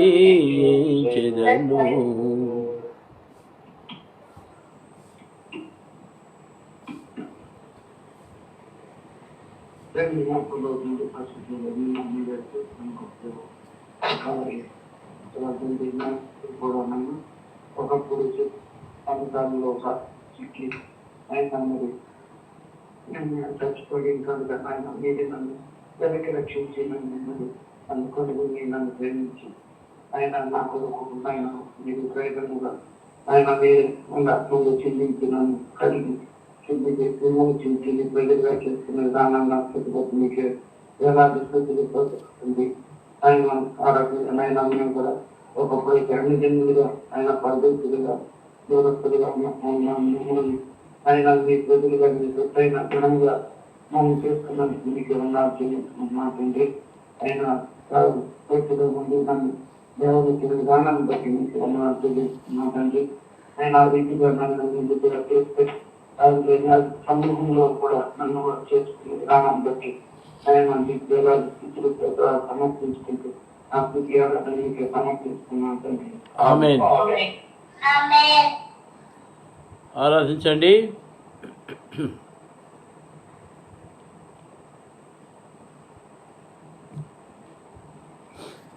పరిశుద్ధులమైన మా తండ్రి ఘనమైన మా నాయన నీ పాదములకి వేలాది స్తుతి స్తోత్రం నాయన. ఆ నాయకు ప్రార్థనలు ప్రత్యేక ఇచ్చేస్తారని నమ్ముతున్నాను నాయన. ఆయన ఒట్టి దాన్ని మట్టి వంటి దాన్ని నీకు లేని దాన్ని ఇక్కడ కూర్చుంటే హీనమైన స్థితిలో ఉన్నదాన్ని తండ్రి. అయినా లేవనెత్తి నీ యొక్క వాక్యం చదువుకుని యొక్క ప్రార్థన చేసుకునే భాగ్యం అనుగ్రహించినందుకు మీకు లెక్కలేని తీసుకొస్తున్నాం నాయన. ఆయన మీరు దయాళుడు, యథార్థవంతుడు, నీతివంతుడు, ప్రేమ గలవాడు నాయన. నీతివంతుడుగా జీవించి ఉన్నారు నాయన. మేమైతే నాయన నీకు వ్యతిరేకంగా జీవించి ఉన్నాం తండ్రి. మా యొక్క యథార్థత మేము కూడా యథార్థత జీవించి భాగ్యం మాకు అనుగ్రహించి మనకు వస్తున్నాను నాయన. సర్వమేరిగిన దేవుడు నాయన, నీవు తప్ప వేరొక దేవుడు లేడని మేము నమ్మే భాగ్యం అనుగ్రహించి మనకు వస్తున్నాను. మేము చేసే ప్రార్థన ఆత్మతోనూ సత్యంతోనూ ప్రార్థన చేయమని చెప్తున్నావు తండ్రి. ఆత్మతోనూ సత్యంతోనూ ప్రార్థన చేస్తున్నామని అనుకుంటున్నాను ఆయన. అలా ప్రార్థన చేసే భాగ్యం మాకు అనుగ్రహించున్నాయన. ఆలోచన ఎరిగిన దేవుడు నాయన, నీవు తప్ప వేరొక దేవుడు లేడని మేము నమ్మి జీవించే భాగ్యం మాకు అనుగ్రహించి మనకు వస్తున్నాను నాయన. అదిగాక మా యొక్క పాపలు కొరకై కలవత్తులు విలువైన రక్తం కాచిన ప్రభువ, ఆ యొక్క విలువైన రక్తంలో మా యొక్క పాపడాలు జరిగి శుభ్రం చేసి మేము కంటే తెల్లగా చేయమని కోరుతున్నాను నాయన. నా స్తుతి ఆరాధన నీకే సమర్పించుకుంటూ మా ప్రభు యేసు క్రీస్తు ద్వారా మిమ్మల్ని ప్రతి మారి వేడుకుంటున్నాను తండ్రి. ఆమేన్.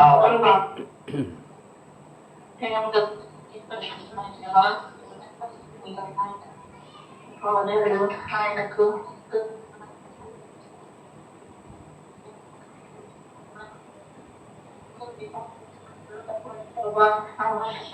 తండ్రి సజీవులకు నమస్కారం. దేవునికి స్తోత్రాలు చేస్తున్నాను ప్రభా. తండ్రి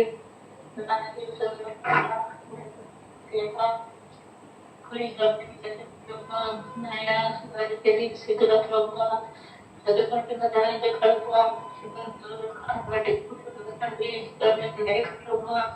దేవా హలో చేత మరి గాలులతో పుట్టబడిన దానికి తండ్రి అన్ని రకాల శ్రమలతో పెట్టినప్పుడు ప్రభా శ్రమ చేత ప్రభా నా ప్రాణం తగ్గిపోయే స్థితిలో తండ్రి నేను నాకు శ్రమ తాళలేనటువంటి స్థితిలో నేను నీకు మొరపెట్టినప్పుడు తండ్రి నా ఆపదల్లో నుండి తండ్రి నా మొర ఆలకించిన దేవుడుగా తండ్రి నీ అనుగ్రహ ఐశ్వర్యములు ప్రభా ప్రభా నా మనసును మార్చి తండ్రి నాకు నూతన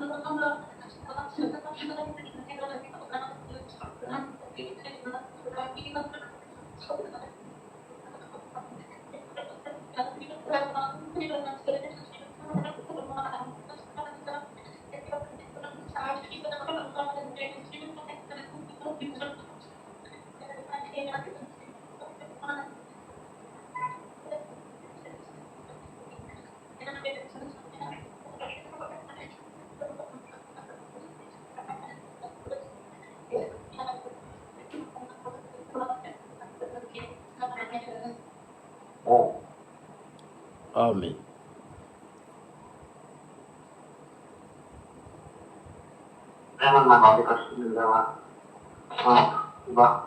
కాపాడు ప్రభా.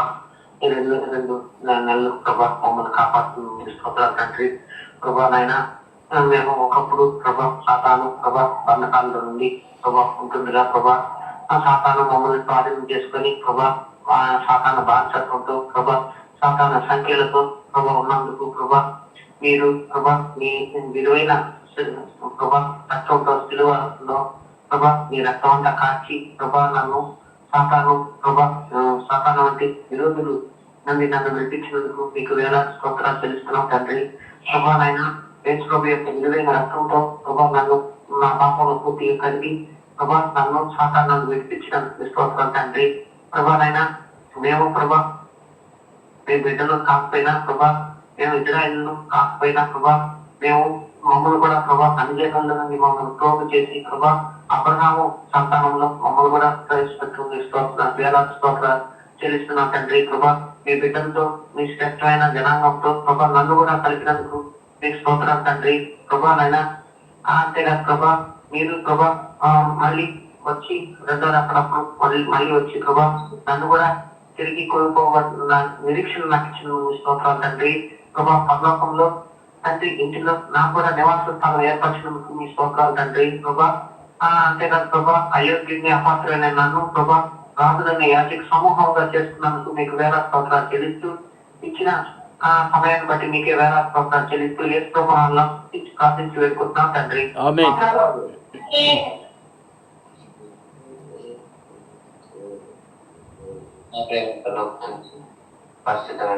ఆయన ఈ మధ్య ప్రభా ఆరాధించినప్పుడు సాధించిన చేస్తున్న సమయాన్ని పొందాల్సిన ప్రభా మహోన్నతులు మహాకరుడు ఆయన నిత్య నివాసైన వాడు ఆయన ప్రభా పాపి నన్ను ప్రభా కనిష్టకైన ఆయన మీకు తండ్రి మీకు పొందడా చూస్తున్నాం.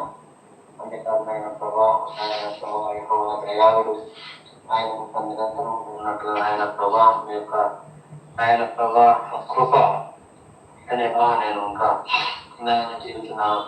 ఆయన ప్రభావం మీరు విమర్శించిన వారు అమ్మాల కలుపుతున్నారు ఆయన పాపంలో శాపంలో కొత్త కళలో ఉన్నట్టు ప్రభావం అన్నింటిలో ఉన్నట్టు ప్రభావ అనే దారి ఎటు వెళ్తుందో తెలియని స్థితిలో ఉన్నాను ప్రభా.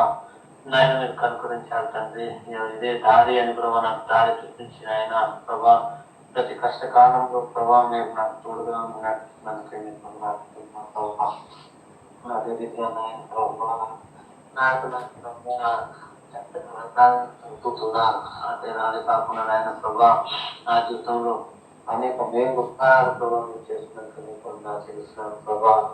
ఒక నాలుగు ఆహారాన్ని ప్రభావం నా తండ్రి మీకు చేస్తున్నాను ప్రభా. ఇంత గొప్ప రక్షణ ఇచ్చిన తీసుకునే ప్రభా నాకు వచ్చే స్థితి ఆరాధన ఇస్తున్నాను.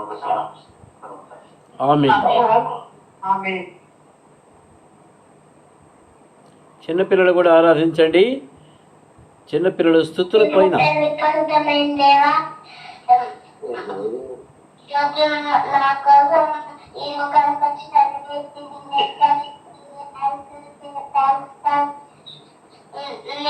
చేసిన భక్తులని క్షమించారు. మీరంత గొప్ప దేవుడు ఉండాలని మా ఫ్యామిలీ అంతా మంచిగా ఉండాలని మేము పర్లోకానికి వెళ్ళగలిగితే మీరు ఇష్టపడ్డారే థ్యాంక్స్ నామంలో స్తుతించి ఆరాధన సమర్పిస్తున్నాము తండ్రి.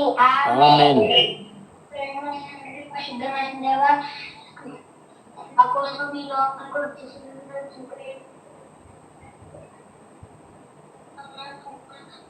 మాకు ఎన్ని కష్టాలు పడ్డారసే శివులో రక్తం కారుస్తూ కష్టపడ్డారసయ్యా. అందుకు మీకు వందనాలేసయ్యా. చనిపోయాక పరలోకానికి పిల్లవాళ్ళకు మీరే సాయం చేస్తారా. ఎంతో మంది పాపాలే ఉన్నారేసే వాళ్ళందరినీ రక్షించండి. నా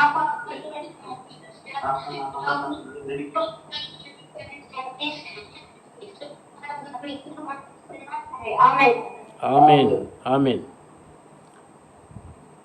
చిన్నపిల్లలు ఇంకా ఆరాధించండి. మీ స్తుతుల పైన దేవుడు ఆసీనుడై ఉంటాడు. మా తండ్రి పరిశుద్ధమైన దేవా యేసుక్రీస్తునామమున ప్రభా ఈ ఆదివారం ప్రభా నీ సన్నిధిలో చేరి పరిశుద్ధ సమూహంతో ప్రభా నాకు కూడా ఆరాధించేదని దయచేసినందుకు స్తోత్రం చెల్లిస్తున్నాను ప్రభా. ఉత్తముడు వేదాంతమైన మీరు ప్రభా మీ కృపను ప్రభా మాకు నిత్యము చూపుతున్నందుకు స్తోత్రం చెల్లిస్తున్నాను ప్రభా.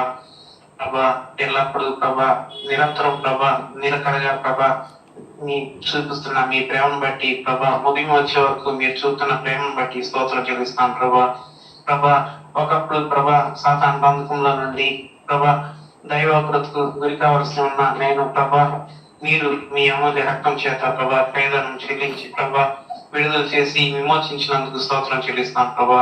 ప్రభా మేము ప్రభా గుళ్ళు అనేది చూడక ప్రభా నిత్యం బ్రతుకున్నట్లు మీరు మాకు ఇచ్చిన ధన్యతను బట్టి స్తోత్రం చెల్లిస్తున్నాం ప్రభా.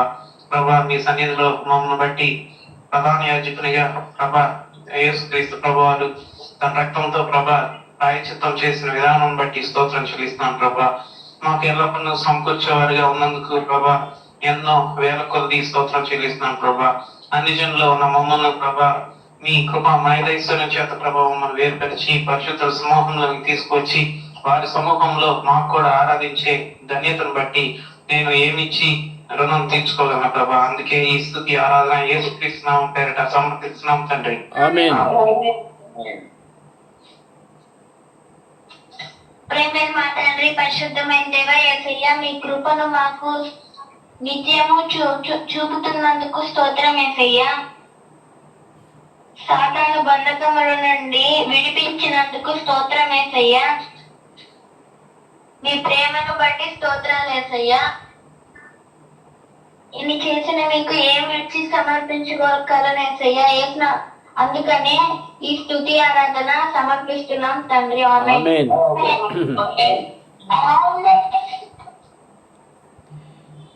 ప్రేమ కలిగిన మా తండ్రి, పరిశుద్ధులైన మా దేవా, మహిమ గల మీ నామమును బట్టి మీ పాదాలు కొందనాలు చెల్లిస్తున్నాను. నా దేవా, నా ప్రభా, కీర్తన 107 ద్వారా అనేక సార్లు మీరు మాట్లాడినప్పటికీ ఇతను నూతనమైన తలంపులు మాకు అనుగ్రహించేందుకు మీకు స్తోత్రాలు. నా దేవా, నా ప్రభా, మీ చేత విమోచించబడిన ప్రజలలో నన్ను కూడా మీరు చేర్చినందుకు మీకు స్తోత్రాలు చెల్లిస్తున్నాను. నా ప్రభా, ఏ మనుషుడు నన్ను విమోచించలేని పరిస్థితులు నేను ఉంటున్నప్పుడు మీ స్వరక్తం ఇచ్చి నన్ను కొని మీ రక్త ప్రోక్షణ కింద నుంచి ప్రాయశ్చిత్త బలిగా మా తల్లి ఆ ప్రాయశ్చిత్త బలిలో నన్ను ఉంచినందుకు మీకు స్తోత్రాలు.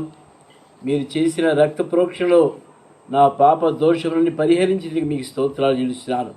అంతేకాకుండా నా ప్రభా, విరోధుల చేతుల నుంచి తప్పించేందుకు మీకు స్తోత్రాలు.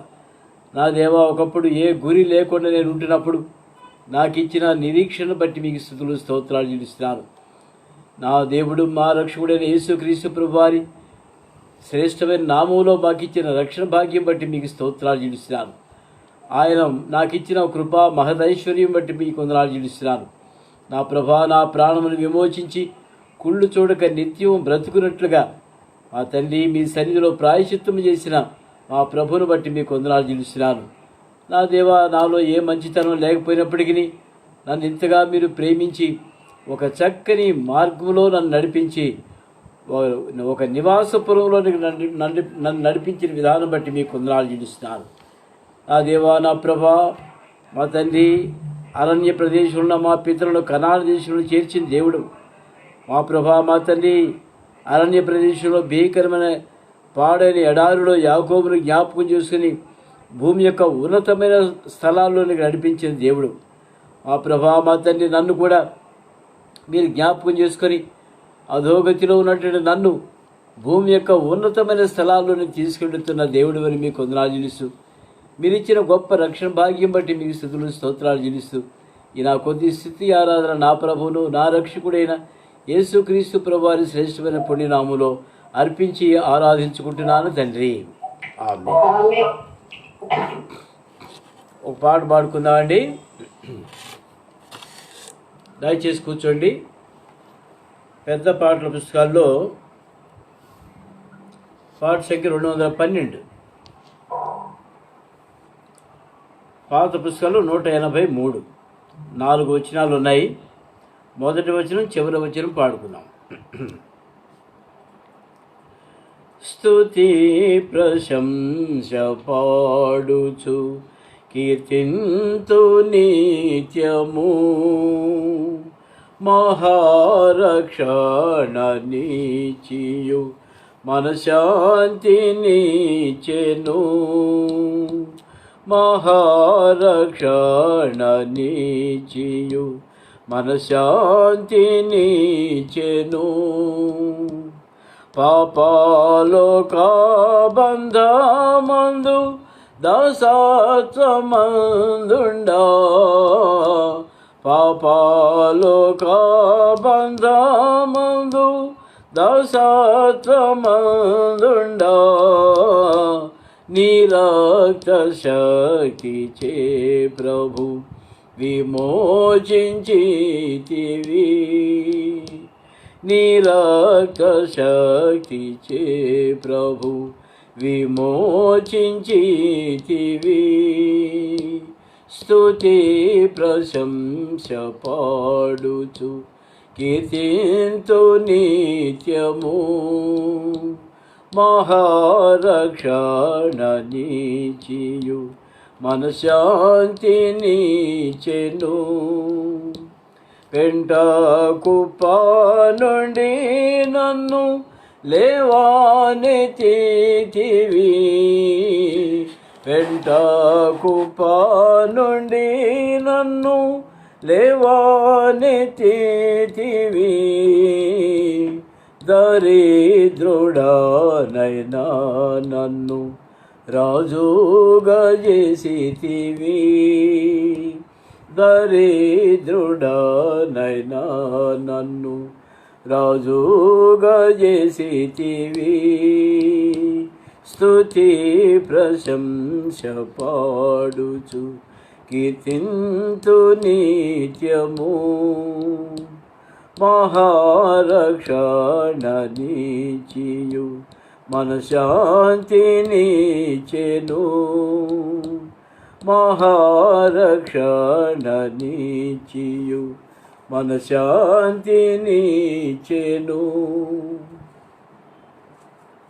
చివరిగా దేవుని వర్తమానం చూసుకుందామండి. యోహాను సువార్త 6వ అధ్యాయం. యోహాను సువార్త 6వ అధ్యాయము 1 నుండి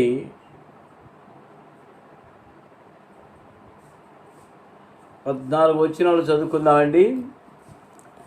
యోహాను సువార్త 6వ అధ్యాయము 1 నుండి 14 వచనాలు అందరం కలిసి చదువుకుందామండి. మీ భాగము మీకు అర్థమయ్యే రీతిగా గట్టిగా చదవండి. అటు తర్వాత యేసు తిబెరియ సముద్రము అనగా గలిలయ సముద్రము దాటి అద్దరికి వెళ్ళెను. రోగుల ఎడల ఆయన చేసిన సూచక్రియలను చూచి బహుజనులు ఆయనను వెంబడించిరి. యేసు కొండ ఎక్కి అక్కడ తన శిష్యులతో కూర్చుండెను. అప్పుడు పస్కా అను యూదుల పండగ సమీపించెను. కాబట్టి యేసు కన్నులెత్తి బహుజనులు తన యొద్దకు వచ్చుట చూచి, వీరు భుజించుటకు ఎక్కడి నుండి రొట్టెలు కొని తెప్పించమని ఫిలిప్పును అడిగెను. కానీ ఏమి చేయనై ఉండెనో తానే ఎరిగియుండి అతనిని పరీక్షించుటకు అలాగడిగెను. అందుకు ఫిలిప్పు, వారిలో ప్రతివాడును కొంచెం కొంచెం పుచ్చుకొనుటకైనను 200 దేనారముల రొట్టెలు చాలవని ఆయనతో చెప్పెను.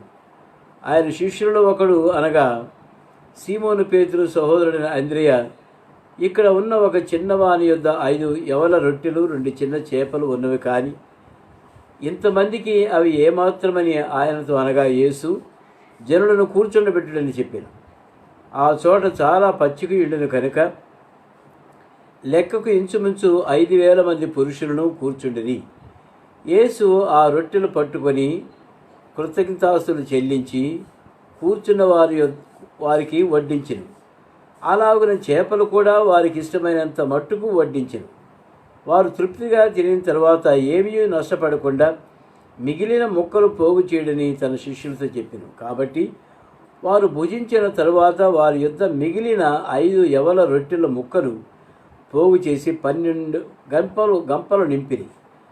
ఆ మనుషులు యేసు చేసిన సూచక్రియను చూచి, నిజముగా ఈ లోకమునకు రాబో ప్రవక్త ఈయనే అని చెప్పుకునేది. ప్రార్థన చేసుకుందామండి. ప్రేమగలిగిన మా తండ్రి, పరిశుద్ధులైన దేవా, మరొకసారి మీ సన్నిధిలో ప్రార్థించుకుంటున్నాము నాయన. మా గమనంలో తీసుకొచ్చిన మీ లేఖన భాగాలను బట్టి మీకు వందనాలు. మీరే మాతో మాట్లాడండి. మా హృదయాలకు ఆత్మీయమైన క్షేమాభివృద్ధి కలిగించమని వేడుకుంటున్నాం. మమ్మల్ని తృప్తిపరచమని వేడుకుంటున్నాను. మమ్మల్ని మీ స్వాధీనపరచుకుంటున్నాను. నన్ను కూడా మీ సిలువు చాటును మరుగుపరచమని యేసు ప్రభు నామంలో స్తుతించి ప్రార్థించి వేడుకుంటున్నాము తండ్రి. ఆమేన్. ప్రియమైన వాళ్ళరా, మనం చదువుకున్న లేఖన భాగము మనకు చాలా పరిచయం అయినటువంటి లేఖన భాగమే.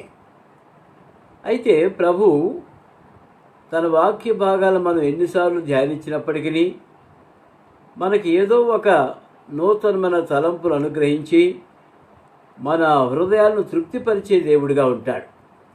మనుషులకు కావలసింది తృప్తి, ఆకలి తీరటం, అది కూడా తృప్తిగా తినటం, తృప్తిగా త్రాగటం. ఇవి ప్రతి మనిషి కూడా ఆశించేదే. ప్రియమైన వల్ల ఈ లోకంలో దాహం తీర్చాలి అంటే యేసుక్రీస్తు ప్రభువారు ఒక్కరే అని మనకు తెలుసు, నాకు తెలుసు, మీకు తెలుసు. మాకు తెలియదే అంటారనుకోండి, మీకు జ్ఞాపకం చేస్తున్నాను. సమరయ స్త్రీ నీళ్లు చేదుకోవటానికి సుఖారు అనే బావి దగ్గరికి వచ్చింది. ఆమె దాహంతో వచ్చింది, కొండ తీసుకొని వచ్చింది. అక్కడ కాసిన దాగి ఇంటికి తీసుకుపోదాం కొండని తీసుకొచ్చింది. ప్రియమైన వల్లరా, యేసుక్రీస్తు ప్రభువారితో మాట్లాడిన తరువాత సమరయ స్త్రీ కొండ అక్కడే వదిలిపెట్టేసి వెళ్ళిపోయింది. కారణం, ఇక అవసరంలే, నాకు దాహం తీరిపోయింది. మరి సాయంకాలం దాహం అవుద్దాం కదా అనుకుంటే అవసరం లేదు, ఇక దాహం వేయదు.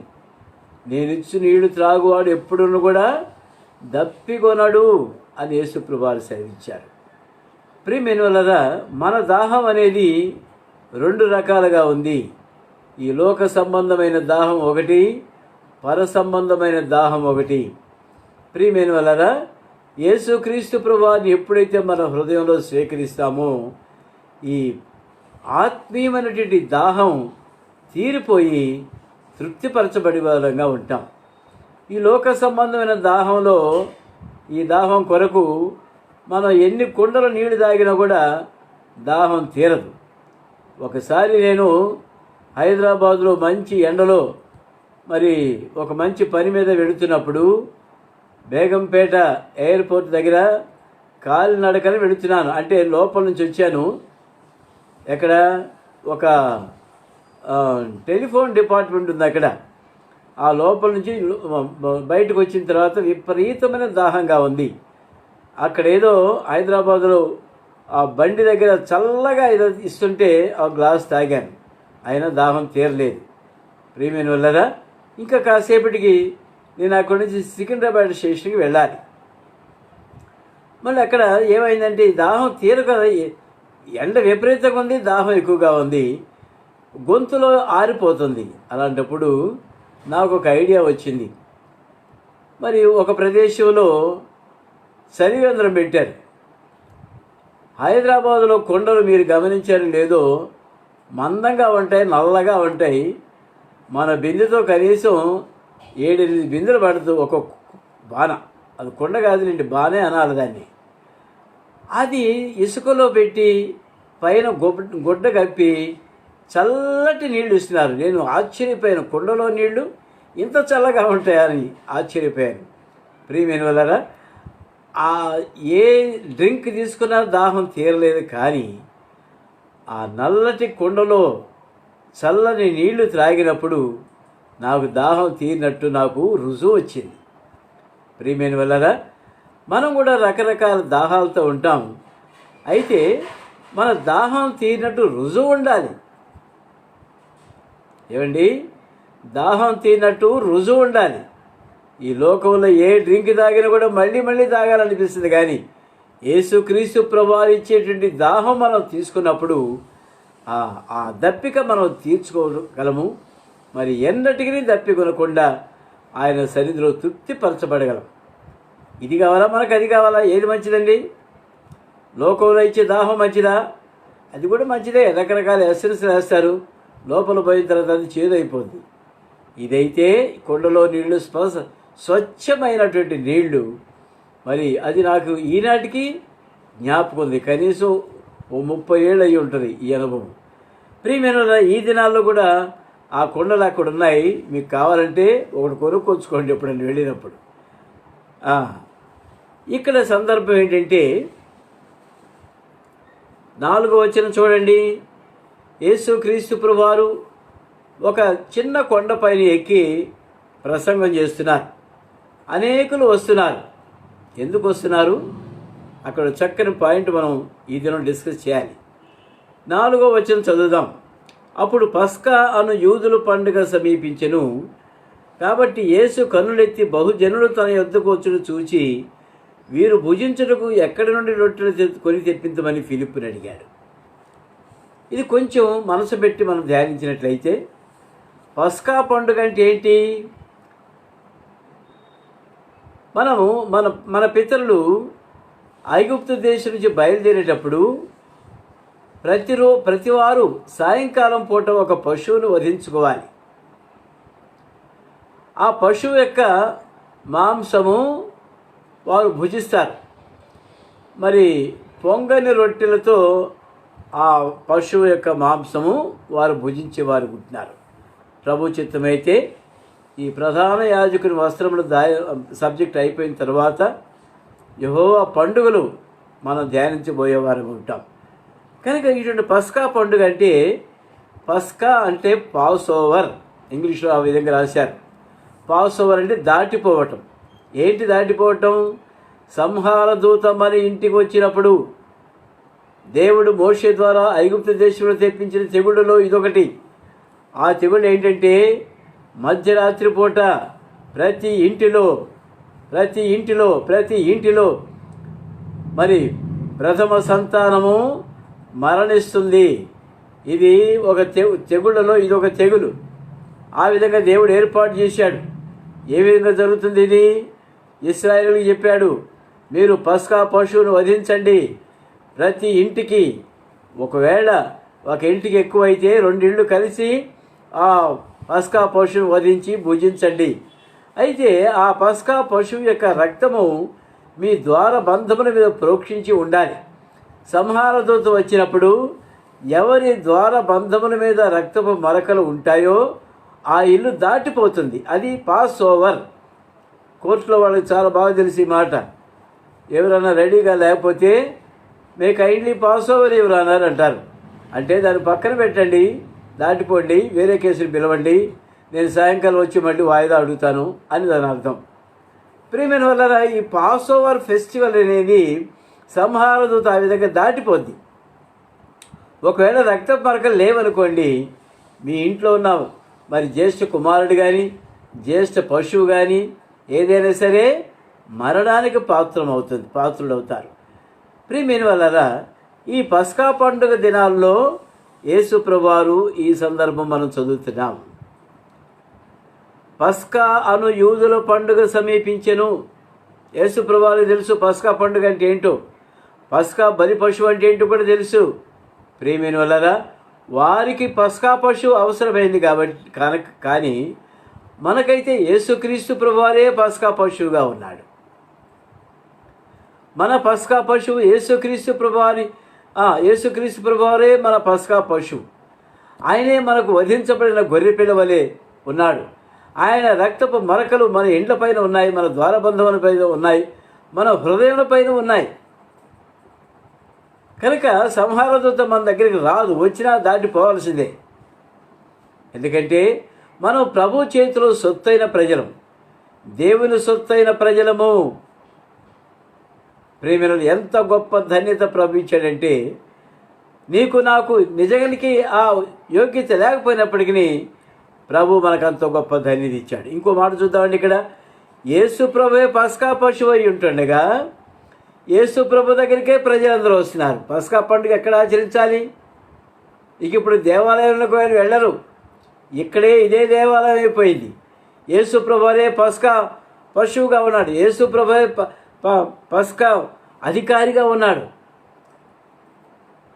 ప్రియమైన వాళ్ళరా, అది అక్కడికి వచ్చిన ప్రజలు ఎంత గొప్ప ధన్యులు అంటే, ఇక మామూలు పస్కా పశువు కాకుండా పరమ పస్కా పశువు అయినట్టు యేసు ప్రభు దగ్గరికే వాళ్ళు వచ్చి ఆ పస్కా భోజనం చేశారు.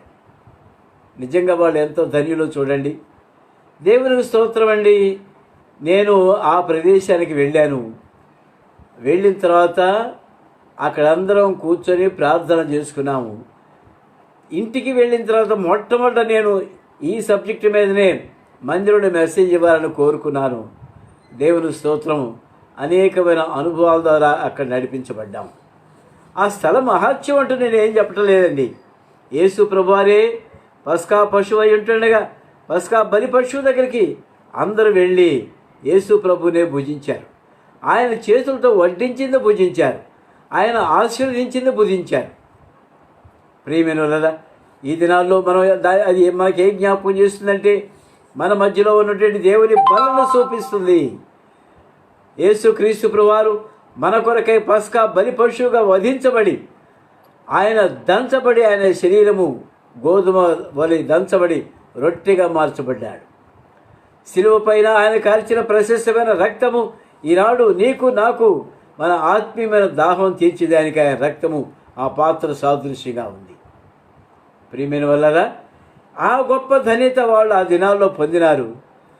ఈ దినాల్లో మనము ఆ పస్కా పశువు అయినటువంటి యేసుక్రీస్తు ప్రభువారిని స్వయంగా అనుభవించడానికి ప్రభు ఇంత గొప్ప ధన్యత ప్రభువిస్తున్నాడు. దేవుని వాక్యంలో ఏ చిన్న మాట వ్రాయబడ్డా దానికి ఎంతో వెయిట్ ఉందని మనం గమనించాలి. లోతైన భావాలు అందులో ఉంటున్నాయని మనం గమనించాలి. ఆత్మీయంగా మనం ధ్యానించినప్పుడు ప్రభు మనకు అనేకమైన సత్యాలు బయలుపరుస్తాడు. నేను కూడా ఇంతకుముందు ఈ పోర్షన్లో మెసేజ్ ఇచ్చాను, కానీ మరి ఈ పాయింట్ ఇప్పుడు క్రొత్తగా ప్రభు నాకు బయలుపరిచాడు కాబట్టి మీతో పంచుకుంటున్నాను. ఏంటది? పస్కా అను యూదుల పండుగ సమీపించింది కనుక యేసు ప్రభువారు పరమ పస్కా పశువు అయినట్టు యేసు ప్రభు దగ్గరికి వచ్చి ఆహారం భుజించగలిగినారండి. మనం కూడా బల దగ్గరికి వెళ్ళి ఆయన జ్ఞాపకం చేసుకునే వారంగా మనం ఉంటాము. కాబట్టి ప్రతి మనుషుడు తను తాను పరీక్షించుకుని వాళ్ళను అలాగు చేసి ఆ రొట్టెలు తిని ఆ పాత్రలో పాలు పొందాలి. ప్రియమైన ప్రభు మనకు కూడా ఒక మంచి సంఘం ఇచ్చేదానికి ప్రభు సన్నిధిలో ప్రార్థన చేద్దాం. ప్రభు బలను జ్ఞాపకం చేసుకోవడానికి ప్రభు మనకు సహాయపడిన గాక. త్వరలో మన ఆశయం నెరవేరిన గాక. ముందుకెళ్ళిపోదామండి. వీరు భుజించుడికి ఎక్కడి నుండి రొట్టెలు కొని తెప్పించమని ఫిలిప్ని అడిగాడు. ఫిలిప్ ఏమన్నాడండి? యేసు ప్రభు తెలుసు. ఏది? వీళ్ళ దగ్గర పస్కా పశువులు లేవు, ఇది పస్కా పండుగకు వచ్చారు, మరి వాళ్ళు భుజించేదానికి రొట్టెలు ఎక్కడి నుండి కొని తెస్తారు అని అన్నాడు. యేసు ప్రభు ఫిలిప్ని అడిగాడు. పస్కా పండుగకు వచ్చారు కదా, దేవాలయానికి వెళ్ళకుండా మన దగ్గరకు వచ్చారు కదా, పస్కా పండుగలో మనం అందరికి భోజనాలు వడ్డించాలి కదా, మరి రొట్టెలు ఎక్కడి నుంచి చేస్తారు అని యేసు ప్రభు ఫిలిప్ని అడిగాడు. ఆయన ఎప్పుడు కోప్పడేవాడు కాదు, ఇతరులను పరీక్షించేవాడు కాదు, పరిశోధించేవాడు కాదు. ఆయన మనకు తీర్పు తీర్చేదానికి రాలేదు. అయితే మన హృదయం నుంచి ఏ మాట వస్తుందో, ప్రభువు గురించి ప్రజలు ఏమనుకుంటున్నారు అనేది తెలుసుకోవటానికి ఆయన ఆ మాట అడిగాడు. ఏమి చేయనయ్యుండెనో తానే ఎరిగిండి వాడిని అతను పరీక్షించుటకు అలాగడిగాను. ఫిలిప్ ఏం చెబుతాడో చూద్దామని చెప్పేసి అడిగాడు. అయితే ప్రభు చేయబోయేది ఏదో తనకు తెలుసు, ఆ రొట్టెలు ఎక్కడున్నాయో తనకు తెలుసు. అందుకు ఫిలిప్పు వారిలో ప్రతివాడును కొంచెము కొంచెము పుచ్చుకొనుటకైన 200 దేనారం రొట్టెలు చాలవని ఆయనతో చెప్పి. 200 దేనారాలు అంటే ఎంతమంది ఉంటారు ప్రజలు? స్త్రీలు పురుషులు కాక 5,000 మంది ప్రజలు అక్కడ ఉన్నారు. పురుషులు, స్త్రీలు పిల్లలు కాక స్త్రీలు పిల్లలు కాక 5,000 మంది పురుషులు అక్కడ ఉన్నట్టుగా వేరే అధ్యాయంలో రాయబడింది. ఇంతమందికి కొని తేవాలంటే సమృద్ధిగా వాళ్ళు కొంచెం పుచ్చుకోవటానికి, ఏది మనం బలలో మందిరంలో పుచ్చుకుంటామే కొంచెం, ఆ విధంగా చేయాలన్నా కూడా 100 రూపాయలు కావాలి. ఒక దేనారము అంటే ఇంచుమించు ₹1.5 కావచ్చు.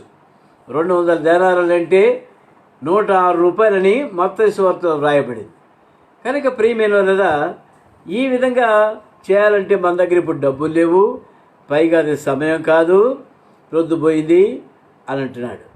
ఆయన శిష్యుల్లో ఒకడు అనగా సీమోను పేతురు సహోదరుడైన అంద్రెయ ఇక్కడ ఉన్న చిన్నవాని యొద్ద 5 రొట్టెలు 2 చిన్న చేపలు ఉన్నవి కానీ ఇంతమందికి అవి ఏమాత్రమునన్నారు. యేసుప్రభు అన్నారు. ఆ సందర్భంలో యేసుప్రభు అన్న మాట ఒకటి చూద్దామండి. మత్తయి సువార్త 6వ అధ్యాయము, మత్తయి సువార్త 6వ అధ్యాయము 34వ వచనం చూద్దామండి. మత్తయి సువార్త 6వ అధ్యాయము 34వ వచనంలో ఒక మాట చదువుకుందాం. మత్తయి సువార్త 6వ అధ్యాయము, మార్కు సువార్త 6వ అధ్యాయము, మార్కు సువార్త 6వ అధ్యాయము 34వ వచనం చదువుకుందామండి. కనుక యేసు వచ్చి ఆ గొప్ప జనసమూహమును చూచి వారు కాపరలేని గొర్రెల వలె ఉన్నందున వారి మీద కనికిరపడి వారికి అనేక సంగతులు బోధించసాగెను. చాలా ప్రొద్దుపోయిన తర్వాత ఆయన శిష్యులు ఆయనందుకు వచ్చి, ఇది అరణ్య ప్రదేశము, ఇప్పుడు చాలా ప్రొద్దుపోయింది, చుట్టుపట్ల ప్రదేశములు గ్రామంలో వాళ్ళు వెళ్ళి భోజనం కొనుక్కున్నట్టుకు వారిని పంపివేయమని చెప్పారు. అందుకు ఆయన, మీరు వారికి భోజనం పెట్టుడనగా వారు, మేము వెళ్ళి 200 దేనారముల రొట్టెలకు వారు కొన్ని తెస్తుమా అని అడిగారు. అందుకైనా మీ యొద్ద ఎన్ని రొట్టెలు ఉన్నాయన్నాడు. ఇక్కడ మనకు కావలసిన మాట ఏంటంటే, కాపరి లేని గొర్రెల వలె ప్రజలున్నారు. ఏమండి, కాపరి లేని గొర్రెల వలె ప్రజలున్నారు. ప్రజలు దేవుని విశ్వాసం ఉంచుతున్నారు కానీ వారిని నడిపించేదానికి కాపరి లేడు ఆ దినాల్లో. అప్పుడున్న కాపరులు ఏం చేస్తున్నారంటే దేవాలయాన్ని తమ స్వాధీనంలో ఉంచుకుంటున్నారు. తమ కుమారులను తీసుకొచ్చి దేవాలయంలోనే అంగళ్ళు ఓపెన్ చేస్తున్నారు. ఫారిన్ ఎక్స్చేంజ్ డిపార్ట్మెంట్స్ చిన్న చిన్న ఆఫీసులు పెట్టుకున్నారు. రకరకాల దేశాల నుంచి యెరూషలేము దేవాలయానికి వచ్చి ప్రభువును ఆరాధించాలంటే, కానుకలు వేయాలంటే ఫారిన్ ఎక్స్చేంజ్ అంగళ్ళు అక్కడ అవసరం. కనుక ప్రధాన యాజకులు కుమారులు వెళ్ళి దేవాలయంలో అంగళ్ళు పెట్టుకొని రూకలు సంపాదిస్తున్నారు. కనుకనే ప్రజలు బయట నిలబడుతున్నారు, లోపలికి రాలేకపోతున్నారు. ఎందుకండి, ప్రధాన యాజకులు గొప్ప వాళ్ళు కుమారులు అంగళ్ళు పెట్టుకోవడానికి దేవాలయంలో చోటు ఎక్కడుంది? బయట వాళ్ళు, కుంటివాళ్ళు, గుడ్డివాళ్ళు బయట నిలబడుతున్నారే కానీ లోపలికి వచ్చి దేవుని ఆరాధించే సమయం లేకుండా పోతున్నారు. కాపరు లేని గొర్రెల వలె ఉంటున్నారు. ప్రియమైన వల్లరా, ఒక సమయంలో యేసుప్రభువారు వచ్చారు, కొరడా తీసుకున్నాడు, జుడిపించాడు, రూకలు అమ్మేవాడిని చెదరగొట్టి పారేసి వాళ్ళ బలలు పడదోసి పండి అవతలబండి, నా తండ్రి ఇంటిని వ్యాపారం ఇల్లుగా చేయబాకండి అని చెప్పాడు. ప్రియమైన వల్లరా, అటువంటి ప్రభు దేవాలయం దగ్గరికి వచ్చిన తర్వాత వాళ్ళు రూకలు చల్లేసిన తర్వాత వీళ్ళు బయటికి వెళ్ళిపోయారు. వెంటనే ప్రభు లోపల ఉంటుండగా బయట వేచి ఉన్నట్టు కుంటివాడు, గుడ్డివాడు లోపలికి వచ్చి ప్రభు సన్నిధిలో స్వస్థత పొందారు. ప్రియమైన వాక్యం ధ్యానించే కొద్దిగా ఎంతో లోతైన అనుభవాలకు వెళ్ళవలసి ప్రభు ఏమంటున్నాడు, కాపరి లేని గొర్రెల వల్లే వీళ్ళు ఉంటున్నారు. ఈ దినాల్లో కాపర్లు ఉంటున్నారు, గొర్రెలను పట్టించుకునే పరిస్థితులు లేరు. గొర్రెలు చెదిరిపోతున్నాయి, ప్రేమ చల్లారిపోయింది, ప్రభు సన్నిధికి దూరం అయిపోతున్నారు. ప్రభు ప్రేమకు మరి వాళ్ళు అల్లాడుతున్నారు. వాళ్ళ ఉనికిని వాళ్ళు కాపాడుకుంటున్నారు కానీ ప్రభువును ఘనపరిచే పరిస్థితులు అక్కడ లేవు. మరి దేవుని ప్రజలను ఆదరించేవాడు కూడా కరువు అవుతున్నారు. గమనిస్తామండి, కాపరు లేని ప్రజల వల్లే వాళ్ళు ఉంటున్నారు.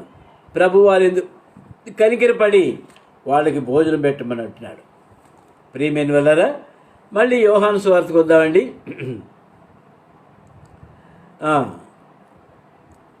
ఇక్కడ ఉన్న ఒక చిన్నవాని యొద్ద 5 యవల రొట్టెలు 2 చిన్న చేపలు ఉన్నవి కానీ ఇంతమందికి అవి ఏమాత్రం అన్నాడు. అందరూ ఏమన్నాడండి, ఒక చిన్న పిల్లవాని దగ్గర 5 రొట్టెలు నా దగ్గర లేవు, నీ దగ్గర ఏమన్నా చూపించాడు, నాది కాదు, నా జేబులో నేను బయటికి తీయను. అక్కడ చిన్నపిల్లవాడు అన్నాడే, వాడి దగ్గర ఉన్నాయండి. నీ దగ్గర ఏముందో చెప్ప, నా దగ్గర అట్ట పెట్టండి, చిన్నపిల్లవాడి దగ్గర ఉన్నాయండి. పేతురుడి దగ్గర నా చేపలు అట్టు పెట్టి ప్రభా, అక్కడ చిన్నపిల్లవాడి దగ్గర ఉండే ప్రభా, నేను కావాలంటే అక్కడ మళ్ళీ బాలే. కనుక వీళ్ళు వెళ్ళి ఆ చిన్న పిల్లవాడు తీసుకొచ్చారు. ప్రభు సన్నిధిలో నిలబెట్టారు. ఈ చిన్న పిల్లవాడు 5 రొట్టెలు 2 చిన్న చేపలు తీసుకెళ్ళి యేసు ప్రభు చేతుల్లో పెట్టాడు. నేర్చుకుంటున్నామా మనం? యేసు ప్రభు చేతుల్లో మనం ఏం పెడుతున్నాము? చిన్న పిల్లవాడికి ఉన్న సమర్పణ జీవితం మనకుందా? చిన్న పిల్లవాడు మరి ఏ విధంగా ప్రభు సన్నిధిలో నిలబడ్డాడో మనం గమనిస్తున్నామా? తన దగ్గర ఉన్నటువంటి సమస్తం కూడా 5 రొట్టెలు 2 చిన్న చేపలు పెట్టాడు. యేసు ప్రభు చేతుల్లో పెట్టాడు. తాను చేతులు కట్టుకొని నిలబడ్డాడు. ప్రియమైన వాళ్ళారా, ప్రభు బిడ్డలో సమర్పణ జీవితం కలిగి ఉండాలి.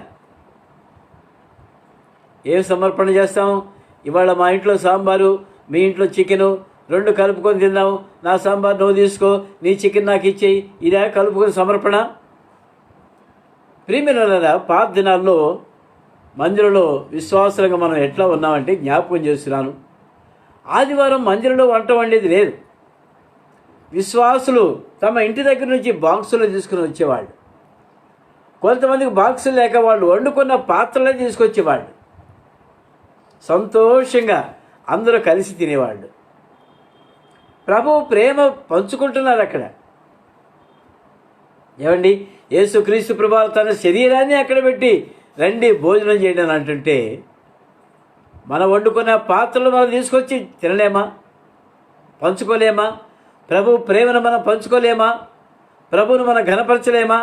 ప్రభు సన్నిధిలో ఆ విధంగా సంతోషించలేమా?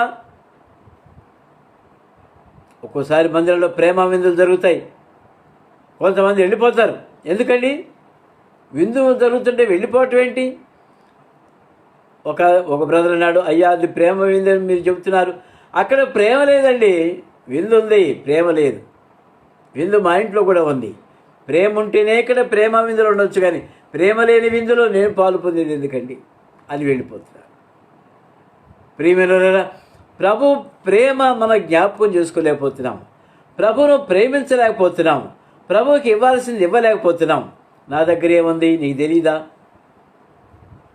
ఫిబ్రవరి నెల వచ్చిందంటే ఇన్కమ్ ట్యాక్స్కే ₹1,00,000 పోతుందండి.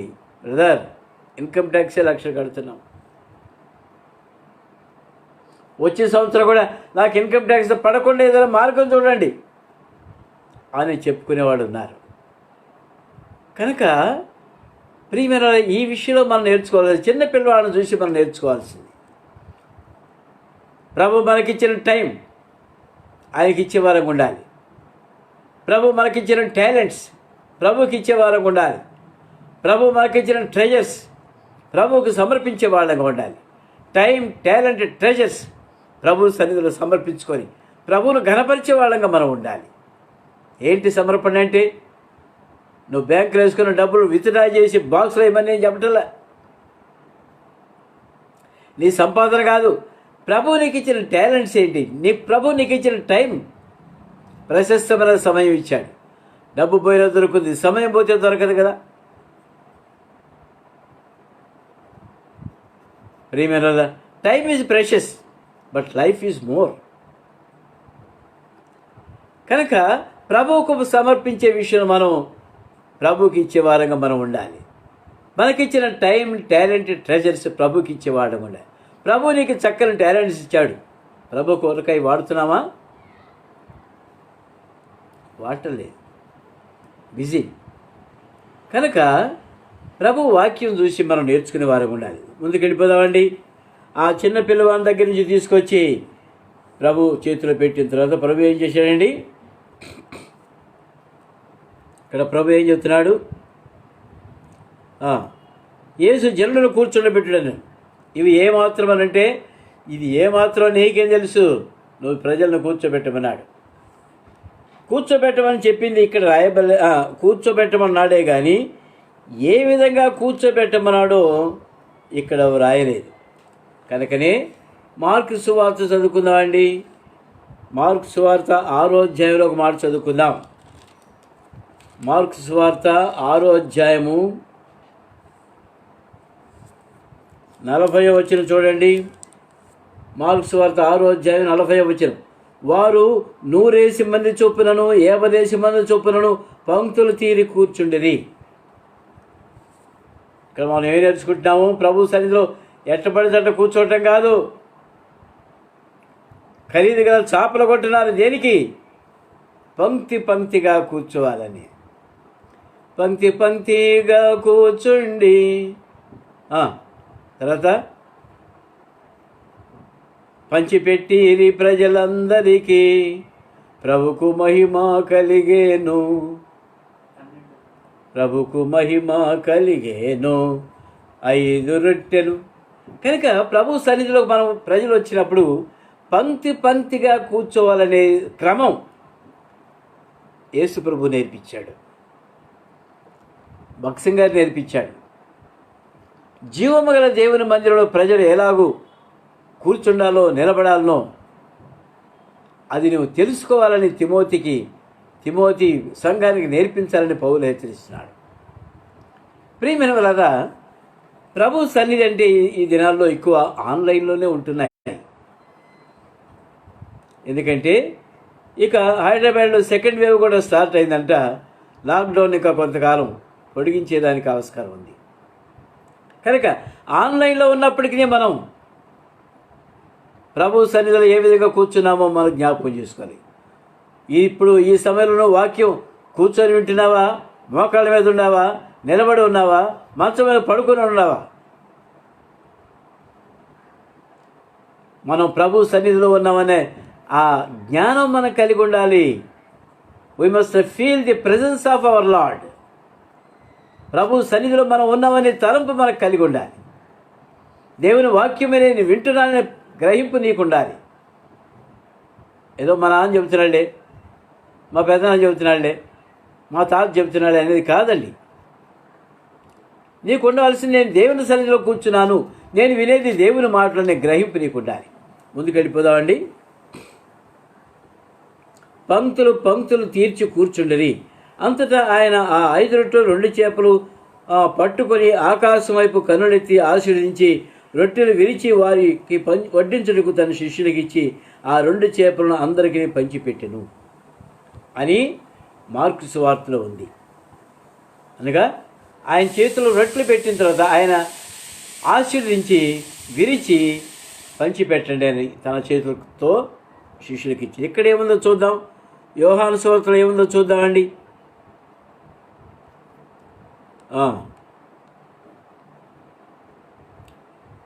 11వ వచనం. యేసు ఆ రొట్టెలు పట్టుకున్న కృతజ్ఞతలు చెల్లించి కూర్చున్న వారికి వడ్డించెను. అలాగూ చేపలు కూడా వారికి ఇష్టమైనంత మట్టుకు వడ్డించెను. కొంచెం తేడా ఉంది కదండి మార్కు సువార్తకి యోహాను సువార్తకు. మార్కు సువార్తలో ఆ విధంగా రాశారు, శిష్యులు పంచిపెట్టినట్టు రాశారు. నిజానికి పంచిపెట్టింది శిష్యులే. అయితే యోహాను సువార్తలో శిష్యులు పంచిపెట్టినట్టు వ్రాయబడలేదు. ఎందుకని? అది పస్కా పండుగ దినము. యేసు ప్రభువారే పస్కా పశువుగా ఉన్నాడు. ఆయనే మన పరమ పస్కా పశువు. ఆయనే వడ్డించాలి, ఆయననే మనం భుజించాలి అనేటువంటి తలంపుకు ఇక్కడ ఇది సరిపోతుంది, సింక్రనైజ్ అవుతుంది. కనుక ప్రియమైనగా యేసుక్రీస్తు ప్రభువారు ఆ రొట్టెలు ముక్కలు చేసి విరిచి పంచిపెట్టమని శిష్యుడికి ఇచ్చాడు. శిష్యులు పంచిపెడుతున్నారు. అప్పుడేం జరిగిందండి?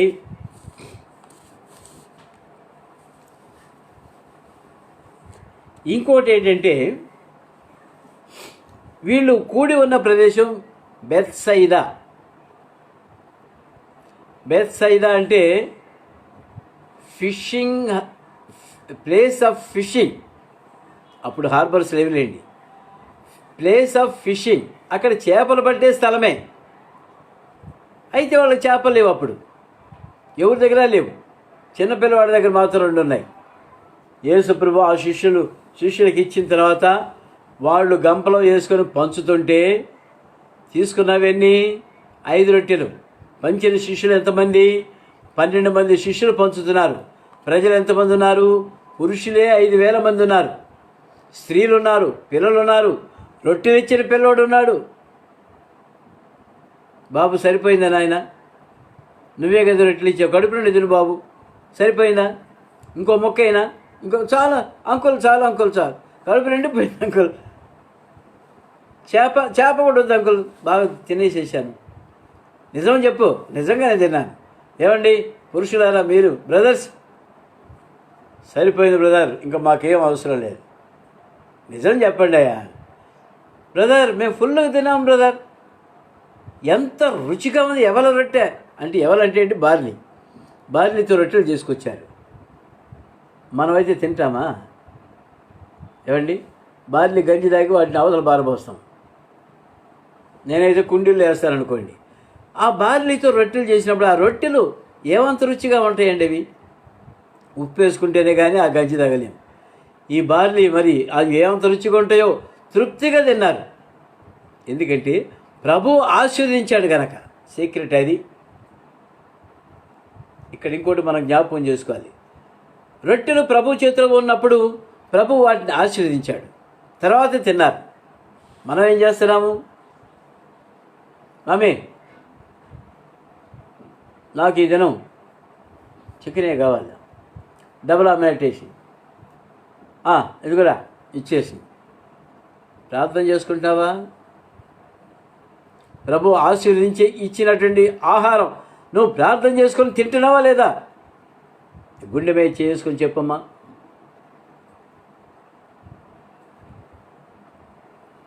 ప్రభు బిడ్డలుగా ఉండి విశ్వాస కుమారులుగా కుమార్తెలుగా మనం ఉండి ఒక్కొక్కరికి 50 ఏళ్ళు దాటిపోతున్నాయి, నా పిల్లలకు కూడా. మరి మీరు మీ పిల్లలకి ఎంతవరకు నేర్పిస్తున్నారు? ప్రార్థన చేసి తింటున్నారా? అసలు పద్ధతి ఏంటంటే స్టవ్ మీద దించి వచ్చిన వెంటనే మా మిస్సెస్ అంటది, ఏమండి ప్రార్థన చేయండి. ప్రార్థన చేసి వడ్డించేవాళ్ళం, వడ్డించిన తర్వాత ప్రార్థన చేసేవాళ్ళం. నేర్చుకుంటున్నారా మీరు నేర్పిస్తున్నారా మీ పిల్లలకు? ప్రియమైన వాళ్ళరా, దేవుని వాక్యం వింటున్నావు కానీ వాక్యానికి విధేయత చూపించలేకపోతున్నాం. ఒక తల్లిగా ఒక తండ్రిగా it is your responsibility to teach your child. అప్పుడే వాళ్ళు ప్రభు కృపలో వర్ధిల్లుతారు. ముందుకెళ్ళిపోదామండి. కనుక ఆ విధంగా మనం ప్రభువుకు సమర్పించే విషయంలో జాగ్రత్తగా ఉండాలి. ప్రభు ఆశీర్వదించి ఇచ్చినటువంటి ఆహారం తినటంలో కూడా మనం నేర్చుకోవాల్సిన విషయాలు ఉన్నాయి. ఇంకొకటి, వీళ్ళందరూ తినిన తర్వాత 12 గంపలకి ఇచ్చారండి. ప్రభు ఏం చెప్పాడో చూడండి. 11వ వచనం, యేసు ఆ రొట్టెలు పట్టుకున్న కృతజ్ఞతాస్తుతులు చెల్లించి కూర్చున్న వారికి వడ్డించెను. అలాగున చేపలు కూడా వారికి ఇష్టమైనంత మట్టుకు వడ్డించెను. రొట్టెలంటే 5, చేపలైతే 2. కింద ఏమి అలాగున వారికి ఇష్టమైనంత మట్టుకు చేపలు కూడా వారికి ఇష్టమైనంత మట్టుకు వడ్డించను. ఎంత పెద్ద పెద్ద చేపలు తెచ్చుంటాడు. ఒక్కొక్కడు ఒక్కొక్క తిమింగలం కావాలన్నా, ఒక్కొక్క సొర చేప కావాలన్నా. ప్రియమైనరా, వారికి ఇష్టమైనంత మట్టుకు వడ్డించను. ప్రార్థన చేసి వడ్డిస్తే, ప్రార్థన చేసుకొని తింటే మనకిష్టమైనంత మట్టుకు సమృద్ధిగా సంతృప్తిగా మనం తినగలము. దానివల్ల ప్రభు ఆశీర్వదిస్తాడు, మనకు తృప్తి ఉంటుంది. ఒక్కోసారి నాకు కూడా ఈ వయసులో కూడా ఏమనిపిస్తుంది అంటే, అన్నదన్న కాసేపటికి ఇంకేదైనా తినాలనిపిస్తుంది.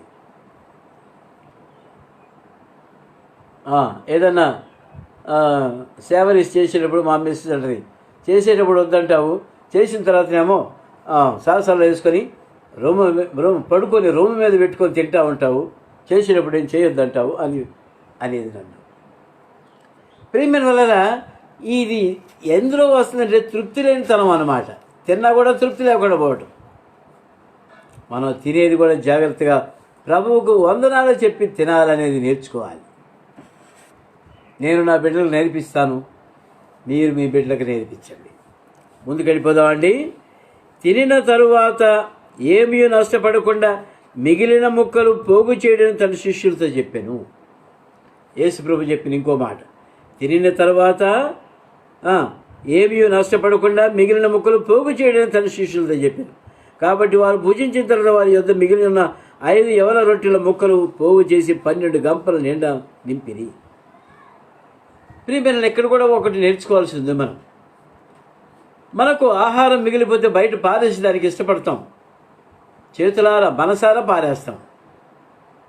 ఏమండి, అది అసలు పద్ధతి కాదు. ఎందుకంటే కావలసినంతే వండుకొని తినాలి, కానీ ఎక్కువ వండుకొని బయట ఈ దినాల్లో రూపాయికి సేరు బియ్యం ఇస్తామంటే దాని విలువ తెలియక నేను బయట వెళ్ళేటప్పుడు బండిలో వెళ్తుంటే రోడ్డు ప్రక్కన ఇంతంత అన్నం కుప్పలుగా పారేసి పెడుతున్నారు. ఒకప్పుడు కిలో 50 రూపాయలు పెట్టి బియ్యం కొనేటప్పుడు ఒక్క మెత్తు కూడా బయట వాళ్ళని పిలిచి పెట్టేదానికి ఆలోచించేవాడు. ఇప్పుడైతే బయట పారేస్తున్నారు. ప్రియమైనోళ్ళరా, ఇది పద్ధతి కాదు. ఇది దేవుని యొక్క క్రమం కాదు. బయట పారేయడం కాదు. దేవుడు ఆశీర్వదించినవి మనం ఎప్పుడు కూడా నష్టపెట్టకూడదు, వృధా చేయకూడదు. ఇతరులతో పంచుకునే వాళ్ళంగా ఉండాలి. మనం ఇతరులను పిలిచి భోంచేసే వారంగా మనం ఉండాలి. నీకు ఎక్కువగా ఉందా, ఇతరులను పిలిచి పంచిపెట్టు, అంతేగాని నష్టపెట్టవద్దు. ఎందుకంటే ప్రభు దీవించినవి, ప్రభు ఆశీర్వదించిన మొక్కలు కనుక వాటిని వృధా చేయకూడదు. ఒక్కొక్కడు అన్నం తిన్న తర్వాత ప్లేట్లో అన్నం మిగిలిపోద్ది, దాంతో చేయగడిగేస్తారు. నిజానికి ఆ మిగిలిపోయిన అన్నం, చేయగలిగిన అన్నం ఉందే, ప్లేట్లో ఉండే అన్నం, ఒక కోడిని పెంచుకుంటే కోడి సమృద్ధిగా తిని నీకు గుడ్లు పెట్టిచ్చేసింది. లెక్క చేయం. ప్రియమైనవారా, వాక్యము చిన్నదైనప్పటికీ, తెలిసిన భాగం అయినప్పటికీ ప్రభువును ఘనపరిచే అంశాలు ఇందులో చాలా ఉన్నాయి. కనుక ఇవన్నీ మనం నేర్చుకొని ప్రభు సన్నిధిలో ప్రభువుకు తగినట్టుగా ఆయన ఘనపరిచే రీతిగా మనం నడుచుకుందాం. దేవుడు ఆశీర్వించిన వాటివి మనుషులు వృధా చేయకూడదు. ప్రార్థన చేసుకుందామండి. ప్రార్థన చేయకముందు మరి ఒక చిన్న తలంపు పాడుకుందాం, ఒక పాట పాడుకుందామండి.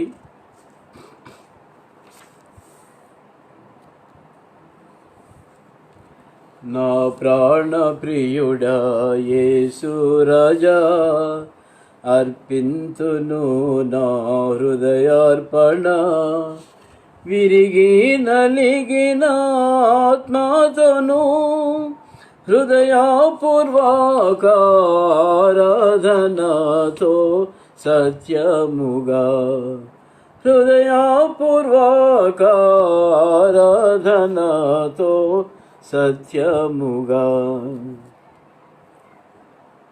ప్రార్థనలో ప్రవేశిస్తామండి.